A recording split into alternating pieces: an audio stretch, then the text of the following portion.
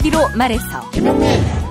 네, 오늘은 통신 사찰 의혹을 제기하고 나온 홍준표 대표에 대해서 얘기를 한번 해보겠습니다.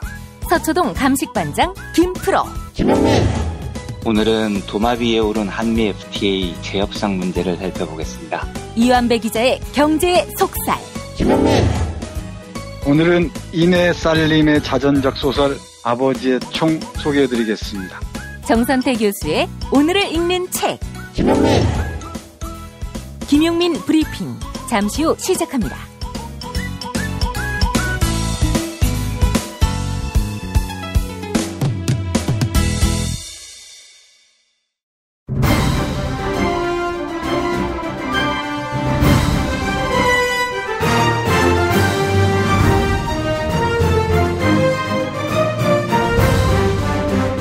김용민 브리핑.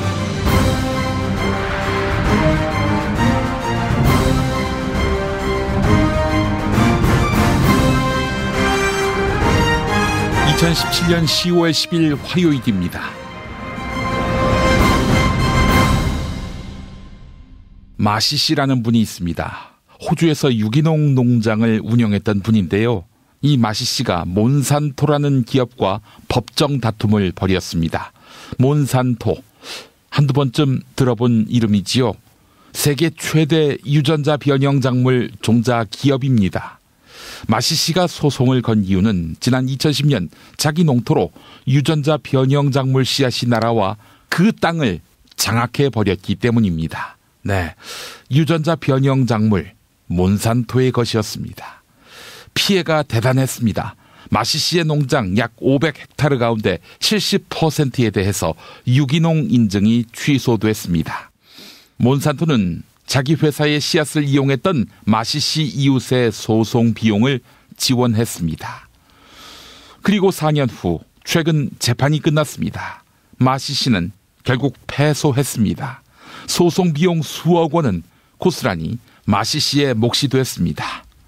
지난해 마시씨의 농가가 있던 호주 서부, 이곳에 유전자 변형 카놀라 작물은 30%를 차지했습니다.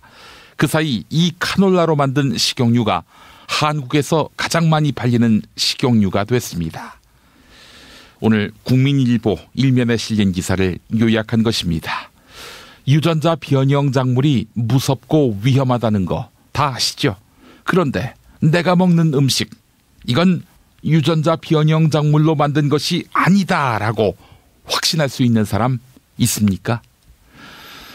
김보영 아나운서와 만날 시간입니다.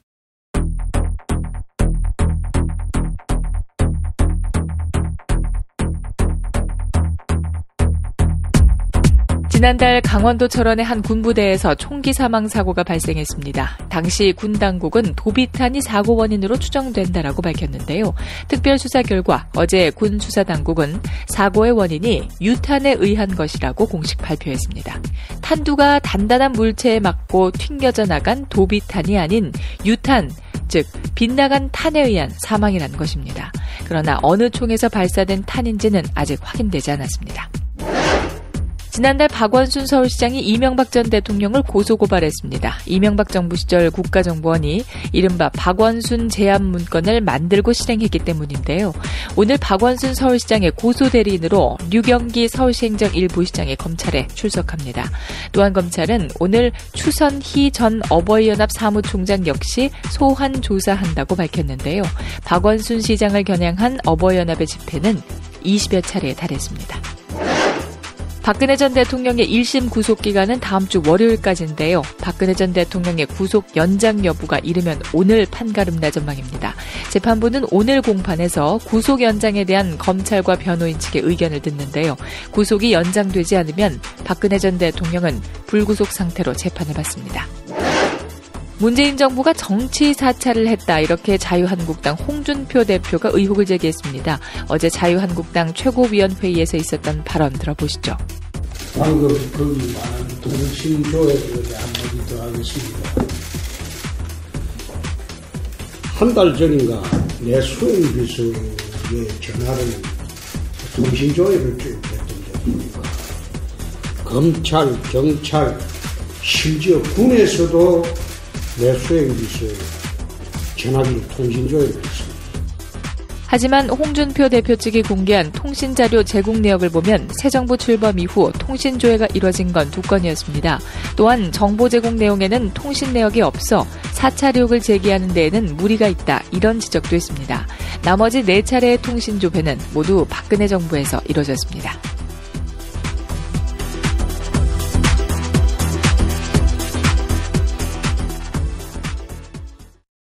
너만 깨끗하냐? 고자질이 교수가 할 처신이냐? 병원과 제약회사 간 벌어지는 리베이트 실태를 제보한 대학병원 교수가 동료 의사들로부터 받은 비난입니다. 이 제보로 전체 의료보험 약값은 평균 30.2%가 인하됐습니다. 현실과 타협하는 많은 사람들 속에서 누군가는 공익을 위해 용기를 냅니다. 공익을 위한 선택이 후회로 남지 않도록 지금 아름다운 재단의 어쩌다 슈퍼맨 캠페인에 함께 참여 바랍니다. 어디선가 나타나서 생명을 구하고 정의를 지키는 영웅, 슈퍼맨. 우리 주변에도 많은 슈퍼맨이 있습니다. 바로 공익 제보자입니다. 어쩌다 슈퍼맨이 되어야만 했던 그들에게 세상은 따뜻하지 않았습니다. 수많은 생명을 살린 2명의 간호조무사는 권고사직을 당했고, 장애인의 인권을 위해 싸운 선생님은 결국 사직했습니다. 어려움을 감내하고 있는 슈퍼맨들에게 이제 우리가 감사를 전해야 할 때입니다. 시민사회 지지 캠페인 어쩌다 슈퍼맨에 함께해주세요. 아름다운 재단. 반지 벤지 반지 벤지 벤지 벤지 벤지 빠빤지 빠빤지 반지 벤지 반지 벤지 반지 벤지. 오빠 나랑 무슨 게임 할 거예요? 벤지 빤빤지 오빠는 마법사 업데이트. 운전자를 위한 꿀팁 7,000원 운전자 보험 카페. 알고 계세요? 교통사고가 나면 형사합의금, 벌금, 변호사 비용, 이거 자동차 보험에서는 보장 못해요. 운전자 상해까지도 책임져드리는 7,000원 운전자 보험 카페. 버스, 택시, 트럭 등 영업용 차량 운전자를 위한 12,500원 운전자 보험 카페도 있습니다. 실손, 부모님 건강, 자녀 보험도 안내해드립니다. 02849-9730. 연중 무휴라 언제든 02849-9730. 어머님, 아버님, 오래오래 건강하세요. 개업 축하합니다. 온세다 잠드소서. 결혼을 축하합니다. 형부, 우리 언니 반품은 안 됩니다. 차장 승진하신 주과장님, 주차장 되신 거 축하해요. 우리 같이 산 게 벌써 7년이나 됐네. 썩 짜릿했던 시간이었어. 태어나서 처음으로 여자에게 보내는 꽃이야. 너랑 닮은 꽃. 생일 축하해. 사랑과 축하, 위로가 있는 곳에 좋은 사람과 플라워. 1566-0263 1566-0263입니다. 아, 여보, 우리 입맛도 없는데 시원한 국수 한 그릇 어때? 아빠, 밀가루 음식 먹으면 속 쓰려. 알았어, 내가 남도 먹거리 쇼핑몰에서 한 방에 해결하지. 남도 먹거리 쇼핑몰의 국민건강 프로젝트. 100% 오리쌀로 만든 현미 쌀국수와 현미 누룽지로 가족의 건강을 책임집니다. 남도 먹거리의 다양한 꾸러미 상품을 만나보세요. 포털 검색창에 남도 먹거리를 검색하시거나 주문 전화 1544-1669, 1544-1669로 전화주세요.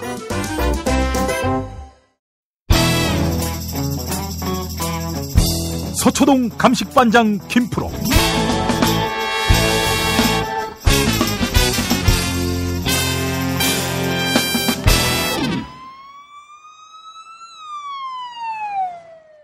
자, 김프로 나와 계시죠? 네, 안녕하세요. 김프로입니다. 예, 홍준표 자유한국당 대표가 자신에 대해서 사찰이 이루어지고 있다라고 주장해서 상당한 파장이 야기돼야 하는데 파장이 야기가 안 되고 있습니다. 왜 그럴까요? 그러게요. 파장을 기획하고 아마 던진 것 같은데 뭐 그렇게 크게 호응이 지금 없는 상태라 예. 조금 안타깝긴 한데 도대체 무슨 근거로 사찰을 또 들고 나왔을까? 뭐 이런 것이 조금 궁금하실 것 같아서 예. 지금 홍준표 대표가 이야기하고 있는 내용이 지금 상태에서는 어떻게 말이 되고 안 되고 뭐 이런 내용을 한번 좀 살펴볼까 합니다. 예. 홍준표 대표가 도감청을 염두에 두고 아마 이렇게 슬쩍 이야기를 조금 흘린 것 같아요. 현 정부에서 자기는 전화기를 따로 뭐 사용하지 않기 때문에 수영비서의 전화기를 확인해 보니까 통신 내역 좋아하고 한 것들이 많이 있더라. 그래서 이게 도청이나 혹시 감청 이런 게 아니냐. 그래서 정치적인 의도를 가지고 예전에 민간인 사찰 때 불거졌던 뭐 이런 것처럼 도덕성의 흠집을 내면서 물타기를 조금 해보고자 뭐 적폐청산이니 정치보복이니 이런 걸로 이제 한동안 말이 많이 있었으니까. 그렇죠. 국정감사를 앞두고 요걸 최대한 부풀려가지고 뭐 도감청 의혹을 한번 불을 지펴보자 싶은 심산인 것 같은데 이거를 본인이 통신 사찰이라고 의혹을 제기하면서 예. 구체적인 근거는 아직 밝히지 않았거든요. 아니 근거야 뭐 찾아보면 나올 것이고 만약에 주장이 사실이라면 이거 뭐 상당히 심각한 문제 아닙니까? 심각하죠. 만약에 이게 정말로 MB 정부에서 뭐 영포라인에서 있었던 것처럼 민간인이거나 아니면 정치인에 대해서 불법적인 방법으로 그러니까 통신 내역을 조회해보는 거는 영장에 의해서만 할 수 있거든요. 그렇죠. 압수수색 영장을 발부받는다든지 뭐 이런 적법한 절차에 의해서만 할 수 있는데 절차를 깡그리 무시하고 만약에 비선 조직이나 이런 곳에서 이걸 훑어봤다 그러면 이건 뭐 문재인 정부 아니라 그 어떤 정부더라도 문제가 될 만한 내용이고 그렇죠. 이건 범죄가 되기 때문에 수사를 받아야 되는데 예. 그러니까 이게 문제가 되려면 홍준표 대표가 이게 통신 사찰이다 하고 주장할 수 있는 근거를 명확하게 제시해야 맞거든요. 그러니까 합법적이지 않은 방법으로 내 뒤를 캤던 것으로 의심되는 정황이 발견됐다라면서 뭔가를 들고 나와가지고 얘기를 해야 되는데 예. 그런 거 없이 그냥 내 수행비서에 대해서 조회를 많이 했더라. 뭐 경남지방경찰청, 서울중앙지검 이런 데서 경찰과 검찰에서 통신 내역을 조회한 사실이 있더라. 그러니까 이거는 사찰이다라고 이제 주장을 했는데 이게 만약에 적법하게 영장의 발부에 의해서 조회가 이루어진 거라고 하면 범죄 혐의가 있어서 어쨌든 판사가 보고 이거는 살펴봐도 되겠네요라고 허락을 해줬던 거기 때문에 예. 스스로 뭔가 범죄 혐의가 자기가 아니더라도 자기의 수행비서가 뭔가 범죄 혐의에 연루돼가지고 검찰 내사를 받고 있다라는 거를 스스로 깐 게 되기 때문에 예. 이거는 그 내용이 어떤가에 따라서 오히려 후폭풍을 맞을 수도 있는 내용인데 제가 보기에는 일단 떠보는 것 같아요. 지금 추석 민심이 자기들이 생각하는 만큼 정치보복에 대한 후폭풍이 일거나 뭐 이렇지 않고 또 이거에 대해서 힘을 받지 않으니까 예. 그러면 정치보복 가지고 같은 프레임으로 계속 주장을 해봐야 자기들이 억지 주장을 하는 것 같으니 예. 뭔가 새로운 프레임을 한번 가지고 나와야 되는데 그게 통신 사찰일 수 있겠다. 근데 이거를 사찰이라고 얘기하기에는 딱 떨어지게 나오는 게 아직은 없으니까 예. 요거를 해서 여론이 먹힐 것인가 안 먹힐 것인가를 연육군물에 한번 떠보자. 그래가지고 툭 한번 던진 것 같아요. 그래서 이거를 언론들이 받아쓰고 이거에 대해서 뭔가 분위기가 좀 일고 막 그런 움직임이 있다 그러면 예. 이거에 대해서 경찰과 검찰을 이용해가지고 그 사람들한테 오더를 내려서 그 사람들이 뭔가 사정수사 이런 거를 하려고 지금 움직인다라고 몰고 갈 거예요. 왜냐하면 경찰과 검찰이 봤다는 건 말씀드린 대로 영장에 의해서 봤다는 얘기가 되기 때문에 그러면 그냥 살펴본 것 자체만으로 불법이다라고 주장할 수는 없거든요. 예. 그렇게 되면 불법성을 주장할 수 없으니 그때는 경찰이나 검찰을 하명을 해가지고 움직였다라고 주장을 할 거거든요. 예. 근데 그거는 누구도 입증할 수 없잖아요. 아니다. 하명이 아니다. 검찰과 경찰에서 알아서 했다라고 청와대나 여당이 반박하는 순간 이거 저 거짓말하고 있다라고 주장하면 불이 붙을 수 있는 프레임이기 때문에 예. 이거는 홍준표 대표가 여지껏 뭔가 프레임을 만들고 이렇게 정치적으로 공방을 벌이는 감이 있기 때문에 미끼를 물어라 하고 지금 던진 거라서 예. 청와대가 제가 보기에는 이거에 대해서 뭔가 공식적으로 답변을 하거나 예. 뭐 이러면 홍준표 대표의 계략에 말려드는 거거든요. 제 생각에는 무시하고 지나가는 게 맞는데 이 정도 가지고 얘기하는 거에 대해서 옛날처럼 언론이 또 막 이걸 침소봉대 해가지고 띄워서 맞장구를 쳐주면 모를까. 예. 지금은 그럴 수 있는 분위기는 아니기 때문에 그냥 무시하고 지나가는 게 상책이 아닌가 싶은 생각이 좀 듭니다. 노컷뉴스 보도를 보니까 말이죠. 홍준표 대표 측이 통신자료 제공 내역을 공개했어요. 그렇죠. 그래서 뭐 언제 누가 했는지를 조회를 했는데 4월 12일, 3월 23일 한국당 대선 후보로 선출된 날짜 뭐 그때를 전후로 해가지고 조회를 했다는 건데 네. 이게 주체가 아까 말씀드린 대로 경찰과 검찰이기 때문에 이거를 경찰과 검찰이 아닌 국정원이라든지 아니면 네. 총무실의 무슨 다른 비선 조직이라든지 이런 데에서 그냥 무단으로 확인을 했다 그러면 명백하게 불법인 건데 네.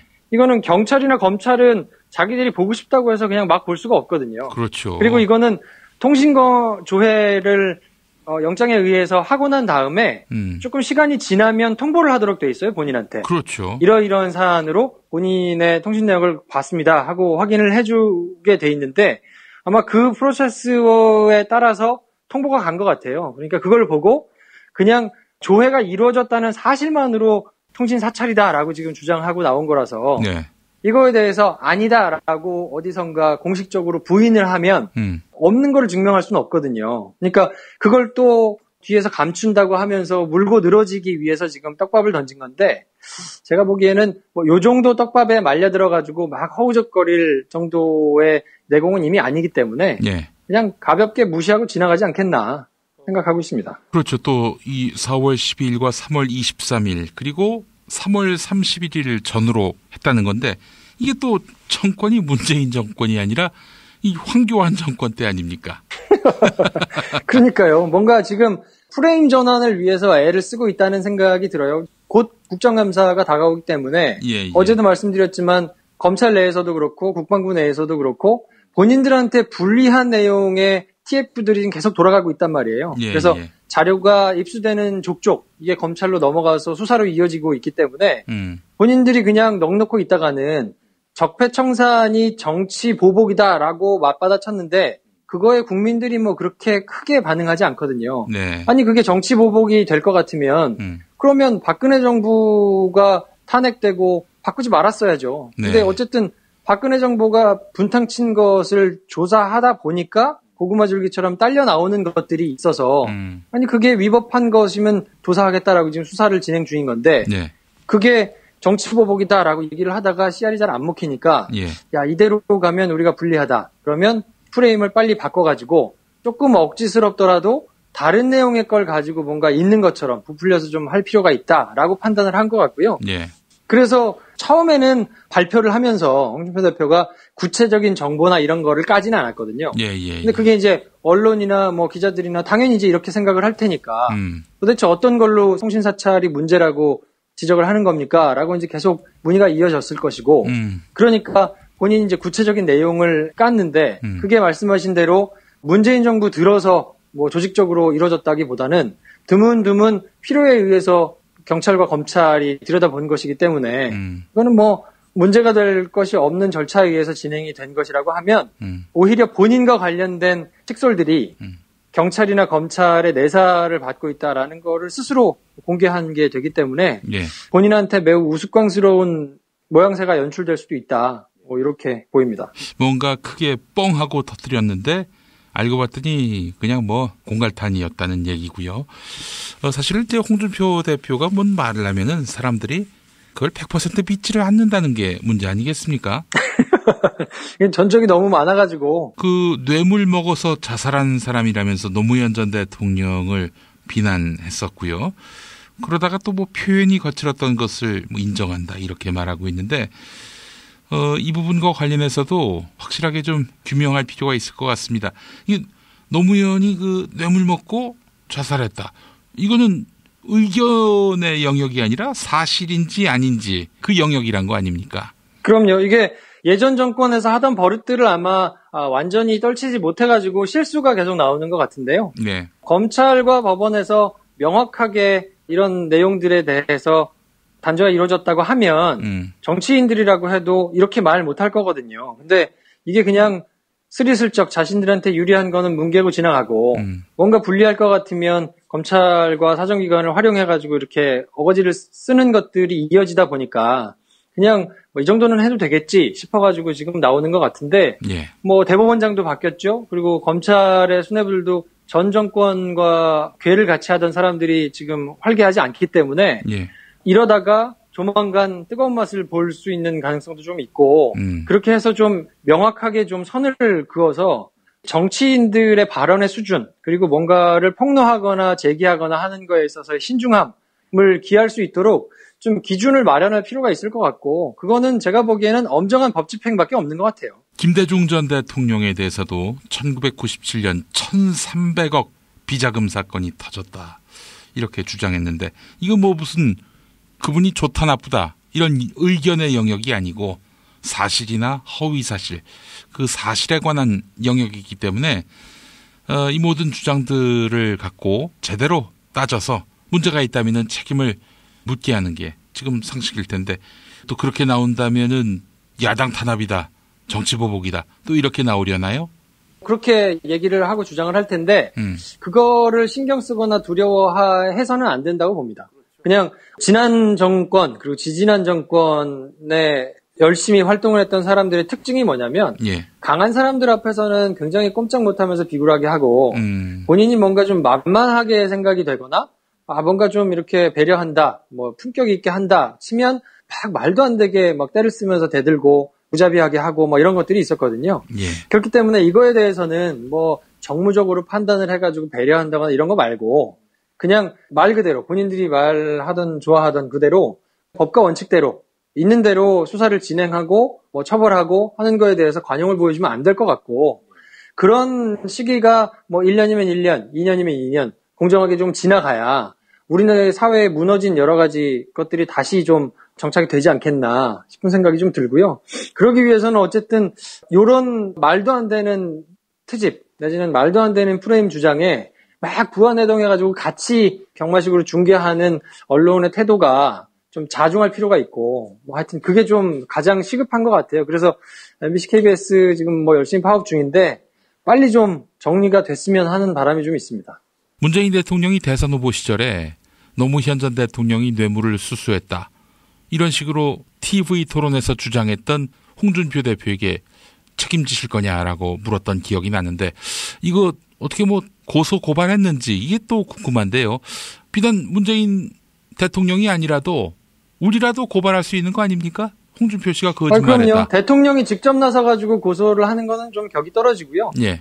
문제가 있다고 느껴지면, 그리고 저렇게 말도 안 되는 프레임을 계속 들고 나와가지고 좀 분탕질을 하면, 예. 뭐 시민단체들이 나서가지고 이건 충분히 고발할 수 있는 내용이거든요. 예. 그러니까 저런 게 계속 반복적으로 지속이 된다고 하면 이건 죄질이 나쁜 거기 때문에 그냥 한때의 말실수로 잠깐 했다 그러면 뭐 참작이 되겠지만, 이렇게 지속적으로 뭔가 허위사실을 주장하면서 이걸로 뭔가 프레임을 만들어 보겠다고 나서는 거는 다 조목조목 모아가지고 시민단체에서 충분히 고발을 할 수 있다고 보고, 그렇게 만약에 고발이 이루어진다고 하면 법원에서도 굉장히 무겁게 다뤄져야 될 거라고 봅니다. 그리고 그렇게 다뤄지면 또 무슨 법원을 이용해가지고 뭐 자기 했다느니 뭐 이런 주장을 하겠지만, 일단 그걸로 본인이 처벌을 받게 되면 그러기가 쉽지 않을 거거든요. 근데 그런 경험을 차곡차곡 쌓는 것 자체가 매우 중요하기 때문에 네. 행동하는 사람들이 좀 나왔으면 좋겠습니다. 노무현 재단에 아는 분들이 있으시면요, 한번 우리 애청자분들이 제보하시고요. 그래서 우리 정치를 계속해서 저급하게 만드는, 그러면서 끊임없이 마타도를 생산해내는 홍준표 씨, 국민의 이름으로 단속할 필요가 있겠다 하는 생각이 듭니다. 그래서 여러분들이 직접 고발할 수도 있으니까요, 관심 많이 가져주시면 좋겠습니다. 자, 김프로 수고하셨습니다. 네, 내일 뵙겠습니다.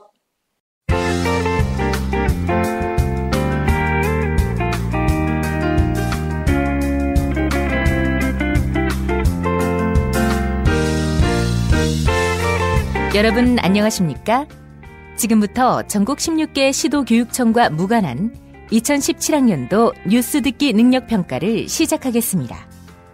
수험생 여러분께서는 팟캐스트의 음량을 알맞게 조절하여 주시기 바랍니다. 모든 문제는 한 번씩만 들려드리니 잘 듣고 지시에 따라 물음에 답하시기 바랍니다.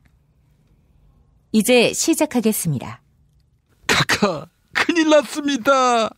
야, 너 나 파면된 다음 박씨 이러더니 이제 와서 카카라고 하는 거야? 카카, 정말 큰일 났습니다. 아니 뭐가 큰일이나? 응? 뭐 나한테 사형이라도 구형한대?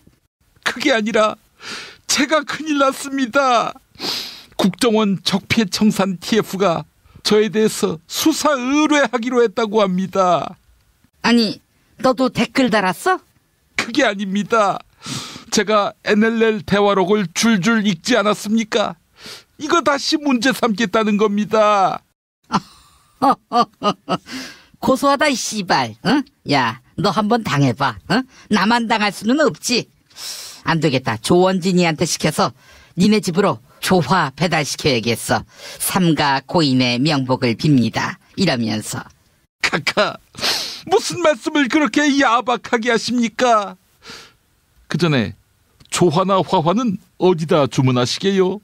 어디긴 김용민 브리핑의 가장 오래된 스폰서이자 이노근 사무실로 낙선 축하 화환을 배달한 좋은 사람과 플라워지. 응? 여기는 한 3시간 전에 1566에 0263으로 요청했는데 배달되더라고. 응? 신속 정확하고 거기에 폐기까지. 응? 야, 좋은 사람과 플라워가 니네 집으로 배달 갔을 때 배달원 때리지 마라. 응? 좋은 사람 때리면 벌 받아. 카카, 좋은 사람과 플라워 전화번호가 1566에 0263이라고 했습니까? 1566에 0263. 벌써 외웠어? 1566에 0263. 야, 근데 그 전화번호는 왜? 카카께서 10년형 이상 선고받으면 그때 축하 화환 보내려고요. 이 씹새끼, 응? 말만 카카 이러지, 응? 기어오르는 걸 보면 그냥. 카카, 제가 누구 때문에 NLL 대화록을 읽었습니까? 문재인이 당선을 막기 위해 다시 이야기해서 카카의 당선을 위해서 읽은 거 아닙니까? 피를 토하는 심정으로. 야, 이 씨발놈아, 선거를 공명정대하게 치러야지. 응? 왜 불법적으로 국가기밀문서를 읽어? 그리고 이제 와서 나한테 도와달라는 이유는 또 뭐고? 아니 제가 누구 때문에 이랬습니까? 그리고 누가 덕을 봤습니까? 1억입니까? 잘 되면 내 탓, 잘 안 되면 당사자 탓. 응? 그러다가 나는 감옥 왔지. 응? 충성하는 놈 한 놈 없이. MB는 그런 의미에서 보면 내가 무릎을 꿇게 돼. 벌떼같이 일어나서 MB 대신 싸우잖아. 응? 자유한국당 놈들까지. 그 여왕 주변에 개미들이 호위하는 그런 그림을 꿈꾸셨던 겁니까? 그럼 나는 여왕 개미니까. 가만히 있자. 너 지금 나를 두고 여왕 붉은 불개미라고 말하고 싶은 거야? 꽃피는 동백선에 돌아와요 부산항이 제 옛 지역구였죠. 부산 남구. 카카, 붉은 불개미는 더 발견되지 않았다고 합니다. 안심하셔도. 아이고, 문제 드리겠습니다. 이번에 붉은 불개미가 발견된 곳은 부산 남구 감만동인데요. 현재 감만동을 지역구로 한 국회의원 이름 아십니까?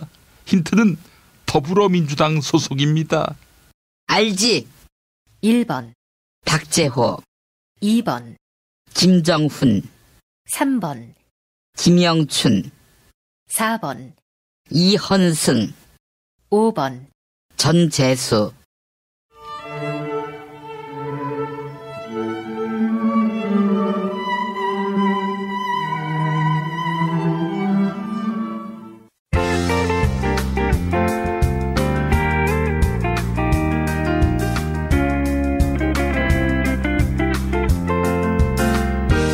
수고하셨습니다. 이상으로 전국 16개 시도교육청과 무관한 2017학년도 뉴스 듣기 능력평가를 모두 마치겠습니다. 수험생 여러분은 이메일 주소와 정답, 사연을 적어 팟빵 게시판에 올려주시기 바랍니다. 당첨자는 2부 마지막 순서에서 발표하겠습니다. 뉴스 듣기 능력평가를 마칩니다. 김용민 브리핑 뉴스 듣기 능력평가 정답 맞히신 분들 소개합니다. 어제 문제는 조선시대의 관직 2조 판서가 현재 어느 공무원의 어느 직급에 해당하는지 맞히는 거였죠. 정답은 행정안전부 장관인데요. 당첨자 두 분에게는 도서출판 이김에서 협찬하는 김용민 PD의 신간 보수를 지켜라 보내드립니다. 김용민 PD의 사인이 담긴 책을 선물해드립니다. 다른 당첨자에게는 술친금 한 박스 보내드립니다. 금요일 정답자 가운데 한 분에게는 남도 먹거리에서 협찬하는 식품 꾸러미 상품 선물해드립니다. 인터넷 주소창에 남도먹거리.kr 입력해주세요. 금요일 정답자 가운데 다른 한 분에게는 골반 보정 속옷 바디로직 리포머 팬츠 선물해드립니다. 포털사이트에서 바디로직을 찾아주세요. 금요일 정답자 가운데 다른 한 분에게는 머문빌리지 이용권 격주로 선물해드립니다. 총 3,000평의 대지와 건물 2동을 오직 한 팀에게만 서비스합니다.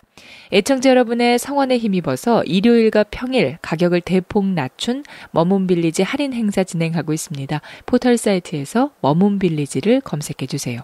정답자 무대포 3일님, 이명박과 그 일당은 부끄러움을 모르는 파렴치한 인간들입니다. 담덕태자님, 문재인 정부를 더욱 적극적으로 지지하며 하나로 뭉쳐야 합니다. 문통방통 끝말잇기 당첨자께는 별을 따다 구운 과자 롤카스테라 드립니다. 주문전화 033-646-2668, 인터넷 주문은 bakingfarmer.co.kr입니다. 지난 문통방통 끝말잇기 시작 글자 셋방의 방이었는데요. 당첨자 지니맘0920님 이메일을 안 적어주셨네요. 끝말잇기는 방울. 지난 정부에서 권력자들의 딸랑이 노릇하던 사람들은 참여해야 합니다. 김용민 브리핑 뉴스계 능력평가 오늘도 많은 참여 바랍니다. 한글도 남보다 빨리 깨치고 참 똑똑했는데 갈수록 실력이 뒤처지는 것 같아 걱정이에요. 혹시 초등학교 교과서 본 적 있어요? 어려운 어휘가 너무 많아요. 학교에서는 어휘 개념을 하나하나 설명해줄 시간이 정말 부족하잖아요. 그럼 어떡하죠? 내 아이의 어휘만큼은 내가 책임져야죠. 어휘 공부의 정석. 초등어휘 3,000, 초등어휘 5,000. 검색창에 초등어휘 3,000을 쳐보세요. 야, 너 홍어 판다 그랬지? 팔지. 근데 홍어가 진짜 그렇게 몸에 좋아? 아니, 끝내준다니까. 우리 엄마 관절염인데? 홍어. 나 숙취는? 홍어. 마누라 다이어트는? 홍어. 큰이모 변비? 홍어. 작은 형 소화불량은? 홍어. 여동생 피부? 홍어. 큰 누나 주름? 홍어. 명절 때 선물은? 홍어라니까. 근데 비싸지? 열나 싸고 열나 맛있는 홍어가 있다니까. 어디? 알싸한 홍어. 1599-6456.com 혹은 1599-6456 전화 주문도 가능합니다. 골반 잡자 바로 잡자 바디로직, 허리 통증 바로 잡자 바디로직, 몸매 교정 바로 잡자 바디로직, 자세가 좋아지는 골반 교정 타이즈 바디로직. 검색창에 골반 교정 바디로직. 삐딱한 남성 골반 허리에도 역시 바디로직입니다. 바디로직의 효과를 못 느끼셨다면 100% 환불해드립니다. 자세한 환불 조건은 홈페이지를 참조하세요. 스페이드 퀴즈입니다. 돌잔치, 칠순잔치, 가게 홍보, 체육대회, 창사기념일. 정답! 기념품! 문제를 끝까지 들으셔야죠. 이럴 때 사용하는 판촉물이나 기념품, 답례품, 단체 선물 등을 취급하는 전문업체로서 국민을 위해 제대로 일하는 언론과 정당에 후원을 하는 판촉물 전문업체는 어디일까요? 정답! 네피알! 네? 어디라고요? 네피알! 네, 정답입니다. 판촉물이나 단체 선물이 필요할 때 이왕이면 우리 편 회사 네피아를 찾아주세요. 인터넷 검색창에 네피아를 치시거나 032-519-4800으로 전화주시면 친절하게 상담해드립니다. 그런데 상품은 뭔가요? 네피아를 가서 고르세요. 3만 가지가 넘는 물품이 있어요. 기분 좋다고 쏜 3차 술값 20만 원. 택시에서 떨어뜨린 핸드폰 액정 수리비 15만 원. 내 옆 나란히 누워있는 피카츄 인형 5개. 문자 목록에서 발견한 옛 여친에게 보낸 문자. 자니? 그렇게 싫어한 건 아니었는데 전화는 왜 한 거지, 김 부장한테? 술친구만 먹었어도! 후회하지 않게 후회할 일 없게 살아서 집까지 술친구.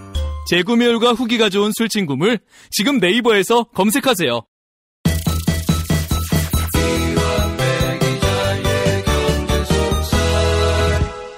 민중의 소리 이완배 기자 만나겠습니다. 이완배 기자님. 네, 안녕하십니까? 예, 우리 이완배 기자님이 아마 문재인 대통령 임기 초기 때 이 말씀을 한 기억이 납니다.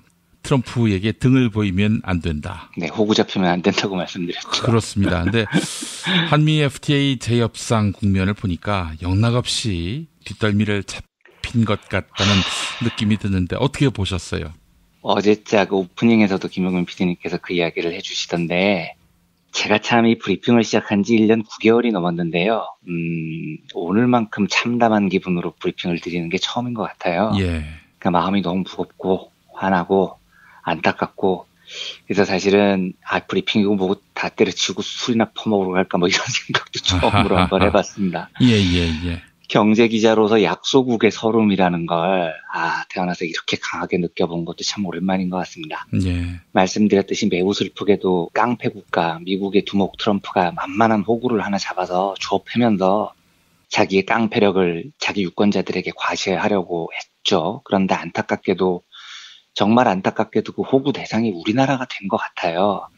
EU만 해도요, 유럽만 해도요, 미국이 통상 압력을 하겠다고 엄포를 놓으니까 바로 즉각 보복하겠다고 맞상대를 하고 나섰습니다. 예. 그러니까 트럼프의 깡패짓이 잘 안 먹히죠.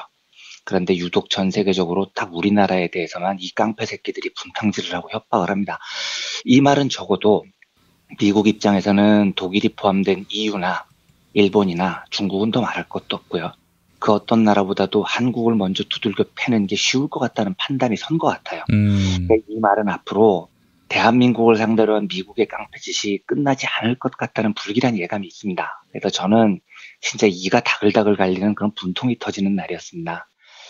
또 한 가지 제가 기분이 처참한 이유가요. 이 재협상 문제는 이슈가 되면 될수록 필연적으로 범진보 진영에 심각한 분열을 낳게 될 겁니다. 그러니까 역사적으로 살펴보면 범진보 진영의 심각한 분열은 절대로 국내 내부 문제에서 발생된 경우에서 크지 않았어요. 이거는 미국이 끼었을 때 이 분열이 엄청나게 커지는 일이 압도적으로 많았습니다. 예. 범진보 진영의 분들이 다양한 시각을 갖고 있지만 적어도 국내 문제에 대한 시각은 대부분 영역에서 일치해 옵니다. 우리는 보다 평등한 국가를 만들고 싶은 사람들이고 보다 인간답게 사는 민주국가를 만들고 싶어 했으니까요. 예. 그럴 때마다 우리는 국내 문제에 대해서는 강력한 연대의 힘을 보여주면서 역사 수레바퀴를 앞으로 굴려온 거죠. 그런데 꼭 이 미국이 끼면 진보 진영 내부에서 서로를 반목하는 목소리가 나오기 시작합니다. 그래서 저는 이 깡패 국가의 깡패짓 때문에 촛불혁명으로 강력하게 복원이 됐던 연대의 힘이 와르르 무너질까봐 솔직히 굉장히 많은 걱정이 됩니다. 예. 그래서 저는 무슨 대놓고 반미주의자는 절대 아닌데 오늘은 참 여러모로 이 깡패 새끼들에 대한 적대감이 도저히 사라지지가 않는 그런 날이었어요. 근데 뭐 그렇다고 우리가 민주시민으로서 알아야 할 것을 모른 체 하고 지나갈 수는 없고요. 또 뭐 브리핑을 안 하고 술을 먹으러 갈 수 없는 거여서 예. 제가 좀 처참한 기분 속에서 짚어봐야 될 문제들이 무엇인지를 찾아보려고 합니다. 제가 전체적으로 목소리가 좀 많이 다운돼 있더라도 이해를 좀 해주셨으면 합니다. 우선 간단하게 전망을 한번 해보겠습니다. 그런데 어떻게 전망을 해도요. 이 재개정 협상이 우리에게 유리하게 전개될 가능성은 0%에 가깝습니다. 예. 왜냐하면 재개정을 하자는 쪽이 힘이 무지하게 센 깡패들이고 결국 이 협상 테이블을 마련하자고 한 것도 그 깡패들입니다. 그러면 아무리 우리가 잘해도 얻을 수 있는 건 현상 유지예요. 근데 그마저도 냉정하게 말해서 현상 유지도 가능성이 매우 낮아 보입니다. 왜냐하면 현상 유지할 거면 깡패들이 재협상을 시작하자고 말을 꺼내지도 않았겠죠. 근데 이제 이 문제를 좀 잘 이해하기 위해서 자유무역이라는 게 뭔지부터 정확히 이해를 하고 지나가야 됩니다. 예. 제가 청취자분들께 이런 질문을 하나 드리고 시작을 해볼까 합니다. 지금 이 사례는 퍼듀대학교 경제학과 교수이신 김재수 교수님께서 칼럼에서 들었던 사례인데요. 김재수 교수님이 미국 학생들한테 이런 질문을 했다고 해요. 대륙횡단 철도를 만들 때 에이브라함 링컨 대통령이 참모들에게 이런 말을 했습니다. 야, 만약 영국으로부터 철도 레일을 사오면 우리는 철도 레일을 얻지만 돈을 잃잖아. 그런데 그렇게 하지 말고 우리가 직접 철도 레일을 만들면 철도 레일도 얻고 우리의 돈도 지킬 수 있어. 이렇게 링컨이 얘기를 했다고 해요. 그러니까 우리 힘으로 철도를 만들면 영국에 돈을 안 줘도 되니까 얼마나 좋냐. 뭐 이런 주장이죠. 예. 김재수 선생님이 이 말을 학생들한테 들려준 다음에 묻습니다. 여러분도 링컨의 생각에 동의합니까? 그랬더니 절반의 학생들이 손을 들어서 동의한다고 답을 했대요. 예. 그리고 나머지 학생들도 반대를 하는 건 아니었어요. 그냥 손을 안 들었을 뿐입니다. 그러니까 놀랍게도 링컨 대통령 말에 반박을 하는 학생들이 거의 없었다는 거죠. 이때 이제 김재수 선생님이 학생들에게 또 질문을 합니다. 야, 니들 그럼 햄버거 좋아하냐? 네, 좋아해요, 선생님. 그래, 그럼 잘 들어. 이제부터 그러면 니들은 집 앞마당에서 소를 키워라. 양파도 재배하고, 토마토도 직접 재배해. 밀도 재배해서 빵도 니들이 만들어. 그래서 니들이 직접 햄버거 패티를 만들어서 햄버거 만들어 먹으면 니들은 원래 니네들이 만약에 햄버거를 맥도날드에서 사 먹으면 니네들은 햄버거를 먹을 수 있지만 돈은 맥도날드가 챙기겠지. 그런데 우리가 직접 햄버거를 만들어 먹으면 우리는 햄버거도 먹을 수 있고 우리 돈도 지킬 수 있어. 어때? 좋은 아이디어 같지? 이렇게 얘기를 합니다.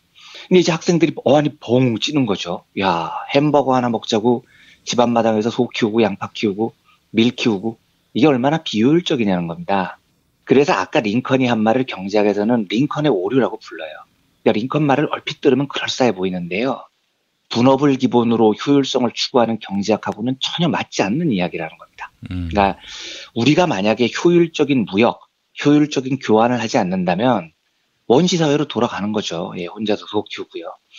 그런데 이 바보 같은 이야기에 의외로 혹하는 사람들이 많다는 게 김재수 교수님께서 하시고 싶은 이야기였어요. 그래서 김재수 선생님은 이 예를 트럼프로 옮겨와서 이렇게 얘기를 합니다. 트럼프도 취임 연설을 할 때 미국의 물건만 사고 미국 사람만 고용하겠다. 이게 이제 Buy American, Hire American이라는 얘기인데요. 이렇게 말을 했어요. 이게 뭐냐는 거죠. 결국 이 말은 내가 직접 소 키워서 햄버거 만들어 먹겠다는 이야기인 겁니다. 얼마나 비효율적인 이야기를 하고 있냐는 거예요. 네. 그런데도 미국 민중들은 이 말에 열광을 한다는 겁니다. 제가 이 이야기를 소개해드리는 이유는 이렇습니다. 저는 한미 FTA 자체를 좋아하지 않았던 사람이고요. 그 생각에는 여전히 변함이 없어요. 근데 이게 설명이 조금 어려운데 제가 FTA를 반대하는 이유는 우리 것만 사고 우리나라 사람만 고용하는 게 좋아 라고 생각해서가 아닙니다. 저는 무역 자체를 절대로 반대하지 않아요. 그리고 적절한 분업이 훨씬 효율적인 경제적 성과를 낸다는 경제학 개념을 당연히 동의합니다. 예. 근데 문제는 FTA가 낳은 효율이라는 게 누구 차지로 돌아가느냐라는 데 있습니다. 그러니까 왜 월가를 중심으로 한 자유주의자들이 그토록 FTA를 찬성했을까를 생각을 해봐야 됩니다. 이유는 하나예요. 자유무역의 효율성이 가져오는 이익이 민중들에게 돌아오지 않습니다. 어느 나라든지요. 모두 국경을 넘나드는 다국적 자본에게 돌아갑니다. 그리고 그 과정에서 약소국의 산업구조, 생태계가 피폐해야 됩니다. 우리나라 농업만 봐도 바로 알 수 있는 겁니다. 우루과이 라운드 이후에 농산물 시장이 계속 개방되면서 농업이 이제 피폐화 일로를 걷죠. 그런데 여기에서도 제가 우리 쌀만 먹자, 우리 농토에서 나오는 제품만 쓰자라는 링컨식 주장을 하자는 게 아니에요. 적어도 왜 농업에 대해서 강력한 주장을 가져야 하냐면 식량은요, 국가 안보에 직결된 자주권의 문제이기 때문입니다. 그래서 지키자고 하는 거예요. 만약에 우리가 충분히 식량 주권을 지킬 정도로 농업을 안정적으로 꾸려갈 수 있다면 저는 사실 그때 돼서 농산물 시장 전면 개방해도 된다고 생각하는 사람이에요.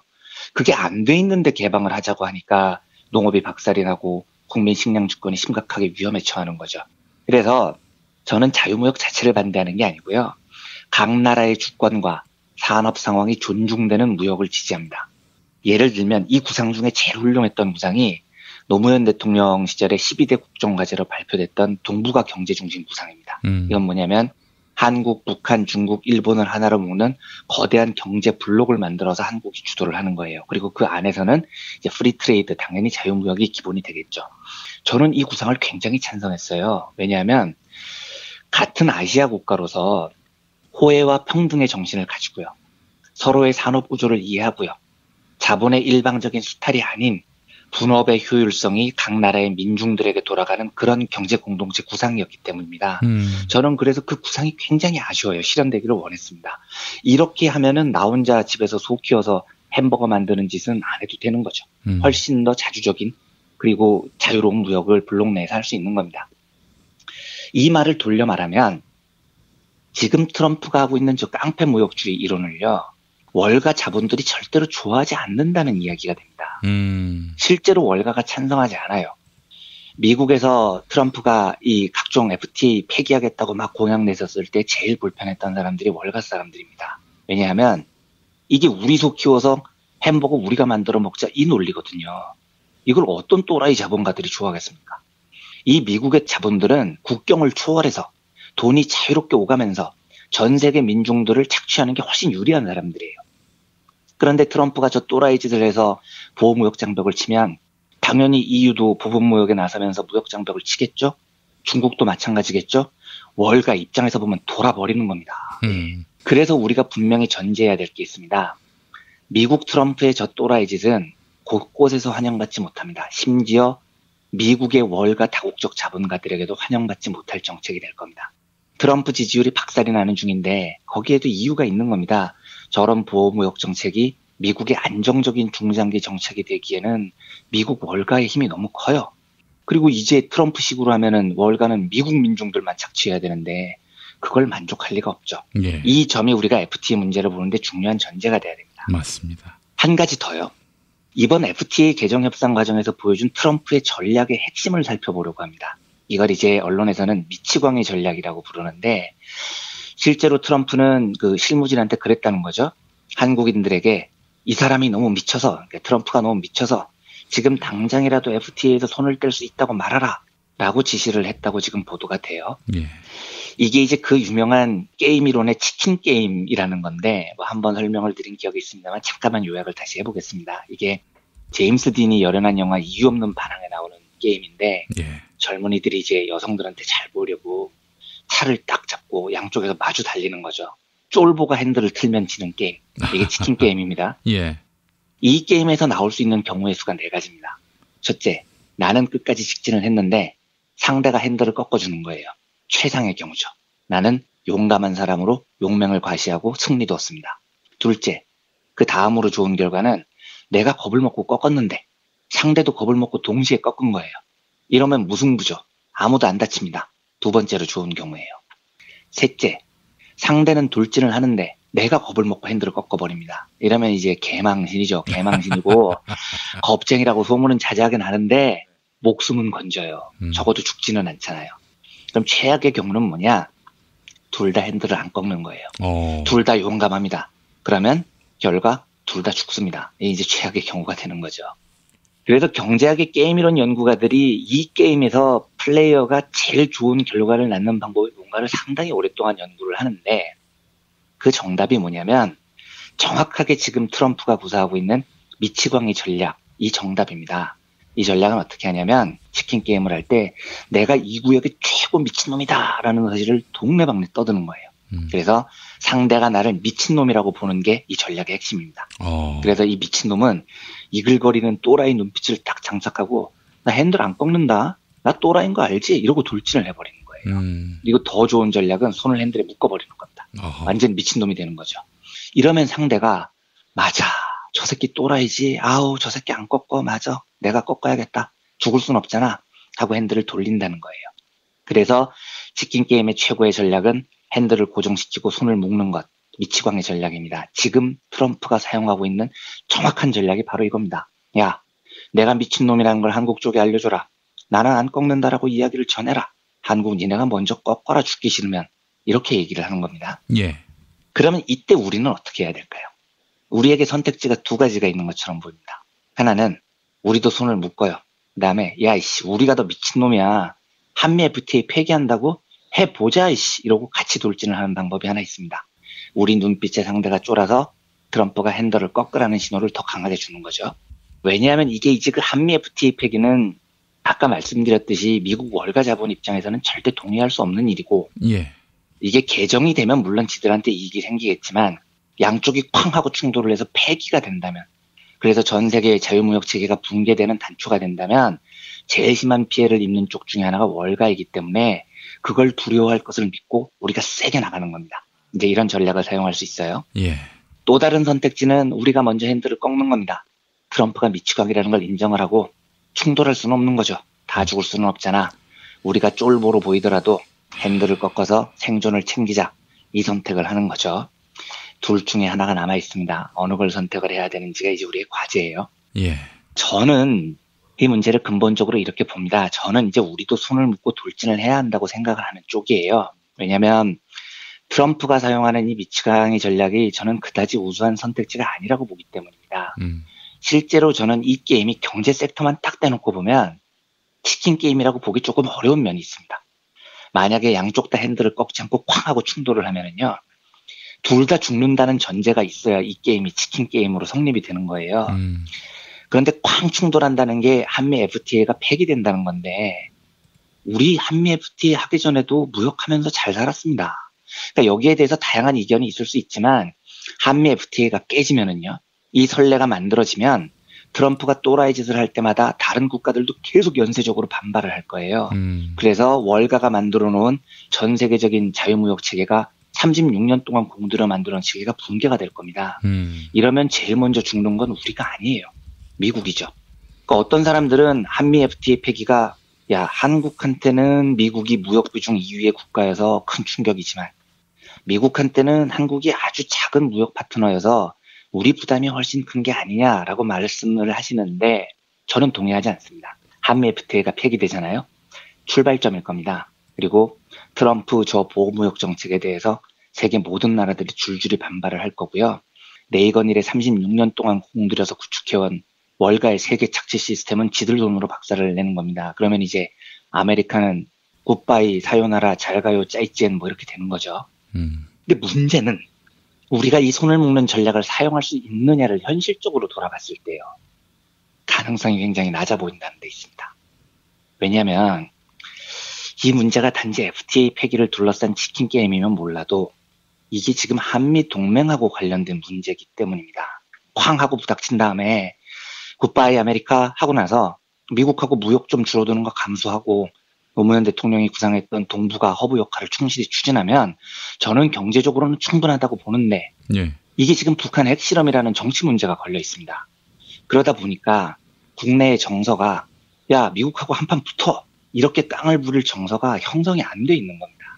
이게 저는 너무 많이 슬프더라고요. 그래서 저는 전망을 하자면 치킨 게임에서 결국 우리가 저는 먼저 핸들을 꺾을 가능성이 훨씬 더 높아 보여요. 이게 참 처참한 현실인 겁니다. 또 우울한 분석은 여기까지 하고요. 한 가지만 더 말씀드리고 마치겠습니다. 결국은 개정이 우리 쪽에 불리한 쪽으로 더 우리 농업과 우리 민중이 고통을 받는 쪽으로 개정될 가능성이 높아 보이는데요.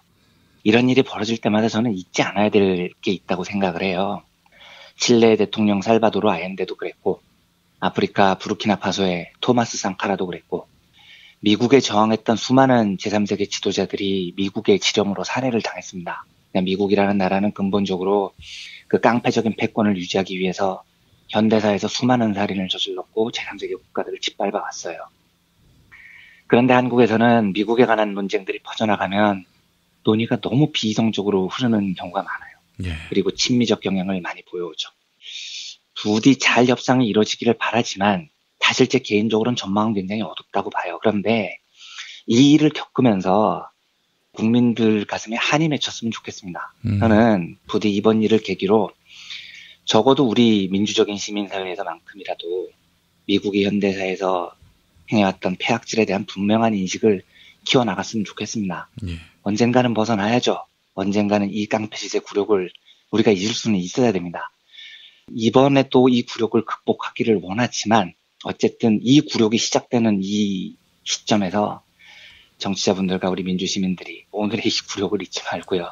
언젠가는 당당하게 어디서 감히 깡패짓이야. 우리도 핸들을 묶을 수 있는 그런 자주적인 국가가 되기를 정말 간절히 소망을 합니다. 우울한 소식은 오늘 이렇게 정리를 하고요. 내일은 행동경제학자인 리차드 탈러가 2017년 노벨경제학상을 받았다는 오늘보다는 훨씬 편안하고 재미있는 소식으로 내일 브리핑을 드리겠습니다. 알겠습니다. 한미 FTA 재협상 그렇다고 지금부터 넉놓고 지켜만 봐서는 안 되죠. 아닙니다. 최선을 다해야 됩니다. 어떻게 해서든지 손실을 최소화해야죠. 자, 그리고 자유무역협정의 그 근간을 흔드는 그런 미국의 행태를 보면서 우리가 또 이 현실을 직시할 필요도 있겠고요. 하여간 재협상이 잘 되는지 이상한 방향으로 가는지 열심히 감시해야겠습니다. 자, 이완배 기자님 오늘 고생하셨습니다. 네, 감사합니다.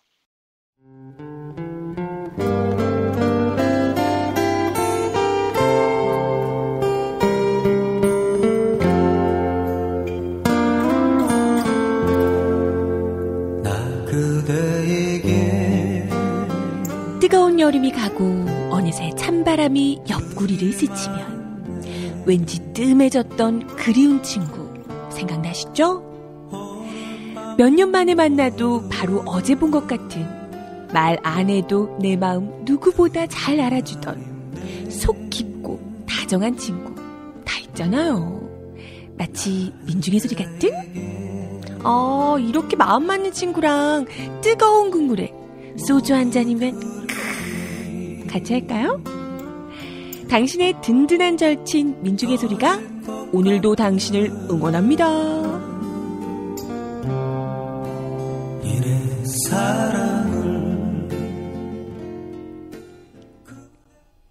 민중의 소리 후원전화 1661-0451 1661-0451 민중의 소리. 진실은 반드시 밝혀진다고. 무엇이 진실입니까? 대통령이라고 하는 지위를 진실을 밝히지 않는 데에 역이용해서. 김보영 아나운서가 함께합니다. 아프니까 팩트다. 안녕하세요. 아프니까 팩트다. 김보영입니다. 지난 2000년 당시 김대중 대통령은 한국인 최초로 노벨 평화상을 받았습니다. 민주주의와 인권을 위한 투쟁, 그리고 한반도 긴장 완화에 대한 공로를 국제사회로부터 인정받은 것입니다. 하지만 이명박 정부 시절 국가정보원은 김대중 전 대통령의 노벨 평화상 수상을 취소시키기 위해 공작을 준비했던 것으로 드러났는데요. 보수단체를 앞세워 노르웨이 노벨위원회에 청원서를 보내는 계획을 세웠던 것입니다. 보수진영은 지난 2002년에도 김대중 전 대통령의 노벨 평화상 수상을 문제 삼았는데요. 포문은 중앙일보가 열었습니다. 2002년 10월 12일 중앙일보는 노벨 평화상 로비설을 보도했습니다. 노벨 평화상 수상이 기업인 최규선 씨가 벌인 로비덕이다. 이런 내용의 소문을 소개한 것입니다. 조선일보와 동아일보는 이 내용을 받았으며 노벨 평화상 로비설을 확대 재생산했습니다. 한나라당 역시 의혹을 제기하며 연일 정치 공세를 벌였는데요. 노벨 평화상 로비설을 잠재운 것은 오마이뉴스의 기사였습니다. 오마이뉴스는 당시 노르웨이 노벨위원회 가이르 룬데슈타트 사무총장과 이메일 인터뷰를 가졌는데요. 룬데슈타트 사무총장은 최규선을 만났지만 기부금 따위는 없었다, 이렇게 잘라 말했습니다. 이어서 노벨위원회가 상을 주는 대가로 돈을 받았을 것이라는 주장은 매우 무례하며 심사 절차에 대해 아무것도 모르고 있음을 드러내는 것이다, 이렇게 덧붙였습니다. 한편 당시 노벨연구소 올라보 율스타드 연구실장은 오히려 기이한 로비가 있었다, 이렇게 털어놨습니다. 김대중의 노벨 평화상 수상을 반대하는 편지 수천 통이 전달되었는데 모두 한국의 경상도에서 날아든 편지였다, 이렇게 밝힌 것입니다. 또한 당시 율스타트 실장이 영로비를 추진한 세력으로 지목한 사람들은 야당인 한나라당이었습니다. 김대중 전 대통령은 정권 교체를 이룬 후에도, 그리고 서거 이후에도 정치적 반대 세력의 공작에 시달렸던 것입니다. 오늘 순서는 2000년 김대중 대통령의 노벨 평화상 수상 연설로 마무리하겠습니다. 1980년 군사정권에 의해서 사형언도를 받고 감옥에서 6개월 동안 그 집행을 기다리고 있을 때 저는 죽음의 공포에 떨 때가 자주 있었습니다. 그러나 이를 극복하고 마음의 안정을 얻는 데는 정의 필승이라는 역사적 사실에 대한 저의 확신이 크게 도움이 되었습니다. 모든 나라, 모든 시대에 있어서 국민과 세상을 위해 정의롭게 살고 헌신한 사람은 비록 당대에는 성공하지 못하고 비참하게 최후를 맞이하더라도 역사 속에서 반드시 승자가 되어 다시 부활한다는 것을 저는 수없는 역사적 사실 속에서 보았습니다. 지금까지 아프니까 팩트다였습니다. 충남 금산의 넓은 인삼밭, 정성농장을 일군 농부아버지 이정열 씨. 자연은 노력한 만큼 내어준다. 그 자연의 마음을 알기에 정성농장을 더불어 일구는 아들 이성규 씨도 아버지에게 배운 것처럼 정직하고 또 성실하게. 정성농장 홍삼은 인삼 재배부터 가공 판매까지 모두 책임지고 있습니다. 그래서 대한민국 1등 품질을 자부합니다. 검색창에 정성농장 홍삼을 검색해주세요. 정성농장 홍삼. 전화문의는 010-9754-6972. 아, 이놈의 뱃살. 맞는 옷이 없네. 애 돌보랴 일하랴 살 뺄 시간이 없네. 다시 날씬해지고 싶어!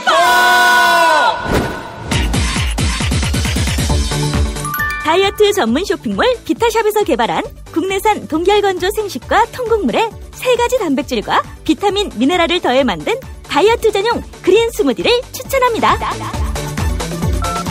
문의는 1522-6648, 1522-6648 혹은 검색창에서 비타샵을 검색해주세요. 고민을 넣어주는 친구 쇼한 침대. 쇼한 침대가 고민을 들어준다고? 편안한 잠자리의 친구 쇼한 침대. 그렇게 편안하니? 업계 최초 2주 체험 정책으로 유명한 쇼앤 침대. 더 편한 천연 통가죽 면피 소파도 출시하였습니다. 전시 체험장으로 오세요. 더 많은 혜택이 기다립니다. 어디에 있다고? 딴지마켓에 있네.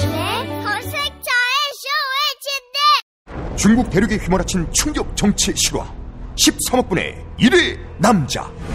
아사히 중국 특파원이 목숨 걸고 취재한 시진핑 권력 승기의 비밀, 그 풀스토리 13억 분의 1의 남자.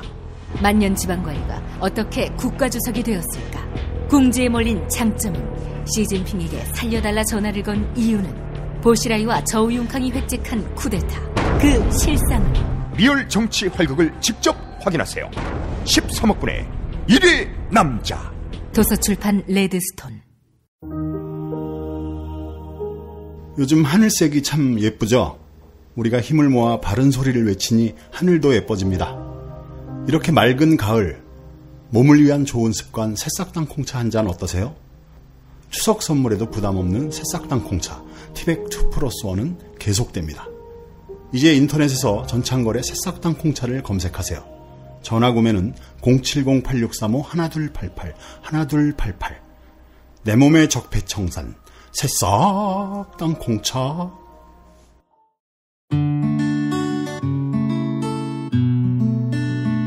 당신과 내가 좋은 나라에서 그 정의로운 나라 그곳에 산다면 난 그냥 좋아서 웃기만 할 거예요. 당신의 뉴스 보좌관 김용민 브리핑.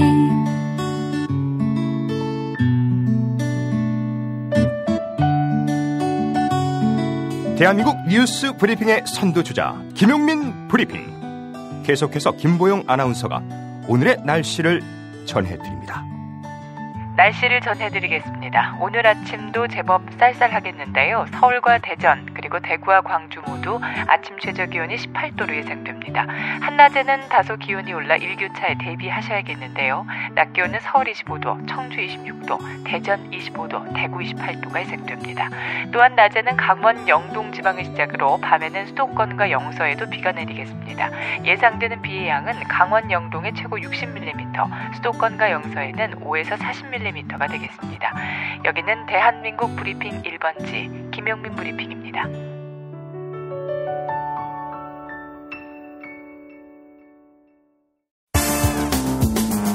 오늘을 읽는 책, 문학평론가인 국민대학교 국문학과 정선태 교수와 함께합니다. 정선태 교수님과 함께하겠습니다. 교수님. 네, 안녕하세요. 네, 자 이제 오늘부터 휴무가 다 끝나고 다 일상으로 돌아가야 할 텐데 오늘 그 첫날을 맞아 어떤 책을 소개해 주실지 기대됩니다. 네, 글쎄요. 너무 오랫동안 쉬어서 새롭게 시작할 수 있을지 모르겠는데. 예. 오늘은 쿠르드족 얘기 좀 해보겠습니다. 예. 쿠르드에서 프랑스로 망명한 영화 감독이자 작가죠. 이네 살림이 쓴 아버지의 총 함께 보도록 하겠습니다. 예. 얼마 전에 쿠르드의 독립을 위한 투표가 있었고요.